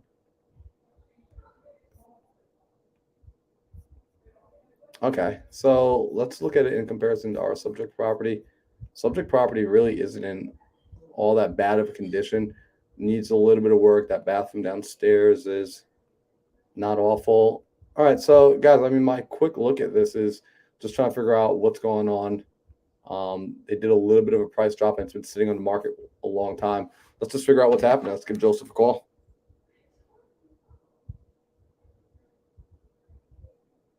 414-841. If you guys are getting value, make sure that you go and subscribe to Caroline's YouTube channel, subscribe to my YouTube channel, and more importantly, make phone calls. Like actually reach out and call people. So let's give Joseph a call. Oh, I only have one other property in the 53222. Hello, it's Joe. Hey, Joe, this is Marlon. I was giving you a call about your listing on North 85th Street. Yes. Yeah, did I catch you at a bad time? What's that? Did I catch you at a bad time? No, I'm driving. I'm good. Okay. Oh, yeah, perfect. Yeah, so I was reaching out. I'm an investor. I live in Phoenix, Arizona, but I buy a lot of properties. I have a portfolio out there in Milwaukee. And I was looking at this one came across my desk here, and I just wanted to see if I could get some information on it. I saw the photos listed online, but it looks like it was sitting for a little while, so I was just trying to see if there's maybe something going on that the photos don't tell me. No, not really. We just put it back on the market today, actually, because we had an accepted offer early this week, and financing fell through. So now we're back on the market, and then we've had a bunch of offers in the past early on, but they were all, low-ball offers. Mm-hmm. Yeah, no, I get that. Like just like those like traditional like cash offers, like coming in like 70, 60 cents on the dollar. Yeah, they were coming in pretty low. Yeah, they were all cash offers. Yeah, exactly. Yeah. Okay. But the house is nice. It's just it needs some cosmetics. Yeah, that's why because I was looking at the photos. The property looks. It's obviously livable for sure. And like on my side, it shows it was listed a while back. So I was trying to see if maybe there's like a foundation challenge or if there was like roof issues or anything like that. Any like major ticket items that maybe people were seeing on inspection. Yeah. Right. No, there's no foundation issues at all. The roof is older, but there's no leaks or nothing. Mm-hmm. The roof is just older. It's probably gonna have to be replaced sooner than later, but nobody knows when. You know, Right. There's no leaks, so it's fine for now. But who knows? Right. Okay. Let me ask this with this one. I mean, they're saying no to cash off because I buy properties cash as well, but those are typically things that I look to do a flip on. This one doesn't look like much would really be needed for a flip. Like I couldn't really probably like buy it cash and turn it for a profit. Are they open to doing anything on like seller financing or like what's going on with that? Are they willing to do what with financing? Any sort of seller financing. Oh no. Yeah. Like, Yeah, because the reason I ask is, I mean, something like this, if I were going to buy it, then, a cash offer wouldn't be accepted. At least it sounds like from what they're saying. It would have to be something for my long-term portfolio. But if I was buying it cash again, I got to be able to refinance the capital back out. Now, my comps are telling me that maybe on the high end in this area, the property could be even closer to like even 200 with the right work put into it. But then on a refinance, I still, they're only giving me 70% on my refinancing. So I'd still want to be able to try and pull my money out. right. Okay. Yeah. So yeah, that's why I was seeing if they might be open to doing something like seller financing where that way they could keep the number that they're looking for, so I could come up to their asking price. And then we just structure something where I'm just making monthly payment to them. I'll take over the tax. I like pay taxes and insurance and all that good stuff. But if that would be something, if they're open to it. Yeah, I don't think they would because I think we actually turned down offers like that in the past, and I know they're not into that. So they'd rather just sell it, Okay, that's understandable. Or, Yeah. No, I get it. It doesn't work for everybody by any means. So you know what, this property, I think I'll just like kind of keep an eye on it, maybe see if it like sits a little while longer and see if it's able to sell. In the future, if they do change their mind, feel free to keep me in the back of your mind as backup. But besides this one, do you have anything else that I might be interested in? Something more from an investment standpoint? No, that's the only one I have right now is that one. Okay. So I don't have anything else. All right, no worries. So, I mean, what I'll do, Joseph, because I'm about to jump into a meeting here in the next few minutes anyhow, what I'll do is I'll just shoot you a text message that has my contact information, and then maybe I'll just make it a point to follow up in like another few weeks if this one is still listed to see if there's any difference in temperature. Sure. Okay. Yeah, sounds good. Awesome. Sounds good. All right, Joel, I'll let you get going. Drive safe out there. Thank you. All right. Take care. Yep. Bye-bye. Bye-bye. All right, y'all. So that's going to be the last call I do for today. I already feel my brain's gassing out. I want to go send some offers. I want to go follow up with some emails. I want to follow up with some text messages. So if you got value from this, do me a favor. Go ahead and be sure to subscribe to Caroline's channel. Be sure to hit up my channel as well. Give it a subscribe, give it a follow, give it a like, give it a thumbs up. If you want more content like this, if you want to see us calling agents, and I got to be honest, I can't promise that I'll be doing this every day because at this point, it's not always the most effective use of my time based off of what my goals are for the coming year. But I do know that these sort of calls are valuable. And hopefully, if there's one big takeaway, the takeaway is just take action, pick up the phone, call, find somebody that you resonate with. If you don't resonate with me, if you don't resonate with Caroline, see if you resonate with Pace Morby, see if you resonate with Jamil Damji, see if you resonate with Ryan Zolan. Shout out to Ryan Zolan. That kid crushes it on realtor outreach. But find somebody who you resonate with, go and learn from them and start to plug into their world, plug into their life and take the action that you see them taking. And let's see, Michelle says, I called 6 duplexes. I called about 2 weeks ago. Agent said I last called 4 other people, called on it, asking the same thing, and they referred Pace. Thought that was so funny. Love it. So yeah, I love this. Take action. Hope this was recorded. Yeah, Lucas, it was recorded. It'll be on both mine and Caroline's YouTube channels. So go ahead and just go to our YouTube channels. You'll be able to find the recording. Hit the like button, fam. I agree with you on that one. Hit that like button. Appreciate you, Abel. And yeah, and Jennifer, I'm looking forward to, I'll check my DMs hopefully later tonight. again, if y'all are hanging out with me, 7 o'clock Arizona time, so that's in 3.5 hours. I'm going to be going live with Michael. We're putting together a Kings and Queens challenge for 2023 to really help entrepreneurs get their minds right for the coming year. And this one, I'm going to say some people are going to like tune out once I say this, but this is just where I'm coming from. You know, a lot of the entrepreneurs I've been finding myself resonating with in this last year have been faith-based entrepreneurs. And I'm proud to say that me and Mike are going to be doing something with that focus. So Caroline's back. She's going to say some parting words, and I'm going to give you guys the camera back. Oh, dope.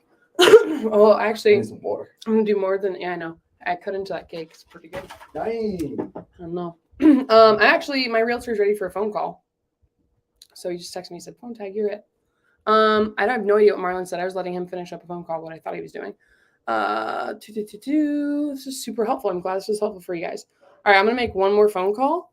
And let's get this. Caroline, I double checked with David yesterday about the Lakeshore Drive, and he said seller finance wasn't something the seller is interested in. So I'd love to hear how his conversation goes with David. Oh, did I call David on a different one? Kimberly's calling in the exact same house as I am. So here's a question for you. Like, when people say seller finance is not an option, are you asking them why not?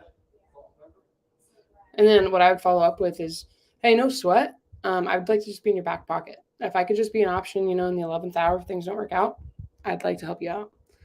I would say you're not going to get stuff on the first conversation. Cool. Jew is on here. Guys, if you guys don't know Jew Yoon, need to. All right. Let's give my boy Ion a call. All right, cool. What in the world? Hey, I'm doing well. How are you, Ion? Good. Just giving somebody directions, so we got a couple minutes. Oh, perfect. Okay, well, tell me about where did it go? Paradise. Yeah, tell me about it. Left here, Jim. It's a 6'3". Okay. It's got a pool. Okay. It's tiled. It's set up for a handicap shower downstairs. The master's downstairs. There's 2 bedrooms and a bathroom upstairs, so it's 2 downstairs. It's got a fireplace, and I mean the roof's in good shape. The AC blows cold. The only thing I could say is very heavy people live there. Okay. Gotcha. A little wear and tear. You know, definitely needs a good cleaning. You know, I would paint and do the flooring anyway. The tile is in pretty good shape. The carpeting's not. Okay. It's got a 2-car garage. It's in a great neighborhood. I know there's a 1,200 square foot house they're asking $4.25 for. That's been remodeled, but okay. It doesn't even have a garage. And hold on one second, Caroline. No, you're good. All right, not this little way, but the next one. We're gonna make a left and do like that red car is, but on the next block, and then you'll see the blue Cadillac there. Uncle Gary standing out there. Okay. Yeah, so that's about it. Here's the thing. He's behind about 20 grand. Oh, okay. There's a right where he's standing. There's a $33,000 HUD lien on it, and he owes $225. But when you pay the 20, it'll be down to $205. Okay. You know, the house is worth $310. You know, he's got to take care of me, and I'll see you tomorrow or no? Okay, I'll let you know. Okay, and yeah, so he wants to walk away with some. Okay, how much does he want to walk away with? Well, jeez, Louise. Yeah, sounded fast. Yeah, he was fooling that guy. Let's see, you'd need 20, 40. You'd probably need right about 60 to 70 cash to get everything current and take care of me and take care of him. Okay. So at 205, you're into the house for 275. It's a smoking deal. You know, you probably have to put 50, 60 into it to make it real nice. But if you're going to rent it out, I mean, what's great, it's a 4% mortgage. You know, the mortgage is $1,500. We could probably get the MI off, so that would save you $100 a month, 142. Okay. So I mean, it's a smoking deal. So he's willing. I wish I had the $100,000. So is he willing to do creative and catch up the mortgage and then let me make the payments? Yeah, exactly. Okay, yeah. Well, Exactly. So it would be about 60 grand down, okay. and you get it. You get it in your name. Okay. Well, let me just. What are the main things I'm interested? I would love to check it out. Is it vacant right now? Or are they living in it? It's vacant. I Okay. could meet you there about 6 o'clock, 6:30. I don't think let me text you. Let me see if I can tonight. I just got back over in the east. I'm going to put a contractor's lockbox on. Oh, okay, cool. Okay. What are the main things that need to be done? I saw in your picture, it looks like the pool is empty. I mean, what? No, the pool, I think I'm gonna be able to make him fix the pool. I think it just needs to be filled. Oh, okay. Yeah, the guy came to replace the pump and all the guts, and they just didn't have time to fill it. It got cold, so yeah. Gotcha. So I'm pretty sure that's it. The plaster is good. It's a Pebble Tech deal, so I mean, worst case scenario, it's a pump and a filter's $500. Mm-hmm. So. Yeah. I definitely want to see. I would fill it up while we're in escrow. He would like to do it fast. Yeah. Before Christmas, but I don't think that's going to happen. But we could do it before New Year's for sure. Okay. Yeah, I would. Can you text me over those numbers just so I have them? I am not at my. Yeah, I'm not at my computer right now. I'd like to take a look at that. All right. Give me a minute to get where I'm going. No rush. Perfect. Shoot those over to me and let me see if this makes sense, and then I will let you know if I can get over to Glendale. All right. Thanks. Cool. Hey, thank you, Ian. Bye. That guy already knew subject to without me having to. Before I'd done for the other houses, pitch seller finance to him. I had you said 60,000 down. Yikes! Yeah, no, your mortgage is in default. He sounded busy, so I'm not going to go through this. I was going to ask him, hey, how much interest in it? He was giving somebody directions in the car. I already have pretty good rapport with this agent. I've literally texted him every day this week, except for yesterday, following up on a different house. I want to do a deal with him. I'll help him out. I'll even get him his commission. Glendale, 6-bedroom, not too far from the stadium. I'm interested in it. I need to stop that screen share because that's not the property I'm looking at anymore. I think that would be super, as long as it makes sense. And I have payments at $1,400 a month. Your private money, you're probably looking, I don't know, maybe $2,000 a month. Really, I don't know what the rent rates are over there, but this could be something nice. So $60,000 down, and it needs $60,000 worth of work. Probably not. But would love to see what numbers he gives me so I can make it work for everybody, especially I know his foreclosure is at the beginning of the year. So that's just fun facts that I have because I have MLS access. So anyways, I'm glad he gave me a call. Actually, I guess I'm not going to call the other agent right now. I'm going to let you guys go. I need to send out some offers. The biggest thing I'd say whenever you guys are writing out offers to people, be descriptive. Okay. Explain why you are making your offer the way it is. I will give you the number that you're asking for, but it's got to make sense for me. What is important to me? My ROI. Marlon talked about that earlier. My return on investment. If I'm going to have to put in the way that I do business, if I'm going to have to put in $120,000 into this property, I'm going to need to make some pretty good money on the return. And I'm looking to get a cash on cash return of, 25%, 30%. Everybody's situation is a little bit different. So I'm going to shoot out my offers. If you guys would like to see how we send out offers, I can absolutely do that later. Thank you for jumping on here. I hope this was really helpful. Guys, network, build relationships, communicate. Get something under contract here soon. Fingers crossed. And this is the most important thing I can say. Do the mundane, boring stuff. Be consistent. If you're consistent, it's going to come. It's going to pay off. Fortune is in the follow-up. Follow-up all day long. All right, guys, I'm going to wrap this up here. Good to see you. If you, right here, actually below me, boom, there's my Instagram at the Caroline Kane. There's Marlon's. If you guys would like tag us on a story, tag us in a post, that would be awesome. I'd love to connect with you all. I want to do deals with all of you guys. We'd be more than happy to help you and JV with you. The biggest thing we talked about earlier, though, please do not send me something you have not spoken to the realtor or the seller on. Have the conversation and just make sure that they're even open to being creative. Jew, love you, my man. I hope you come back out soon. Everybody, if I get this house in Glendale, maybe I'll keep it and turn it into my own little. You guys can come out and stay when you get here. Love you guys. Thank you so much. Again, I'm looking for houses in the Tempe area, as close to Tempe and Phoenix as possible. The smallest I'll go is a 3-bedroom, 2-bath house, 1,300 square feet. Smallest I'll go. If it has a pool, it's a bonus, but it's got to be reasonable. If I can be at $1,400 a month, like that is a nice deal because I'm going to get private money to come in. So anyways, everybody, love you. See ya. And you know what? Before you do get off of here, if you tag us on something, take the time today to just text your parents or your loved ones or your partner and just say how much you love them and appreciate them. I'm grateful that we were able to do this live and help you guys out. I hope this was helpful for you. How do we contact you guys? And you can message me right on Instagram right here.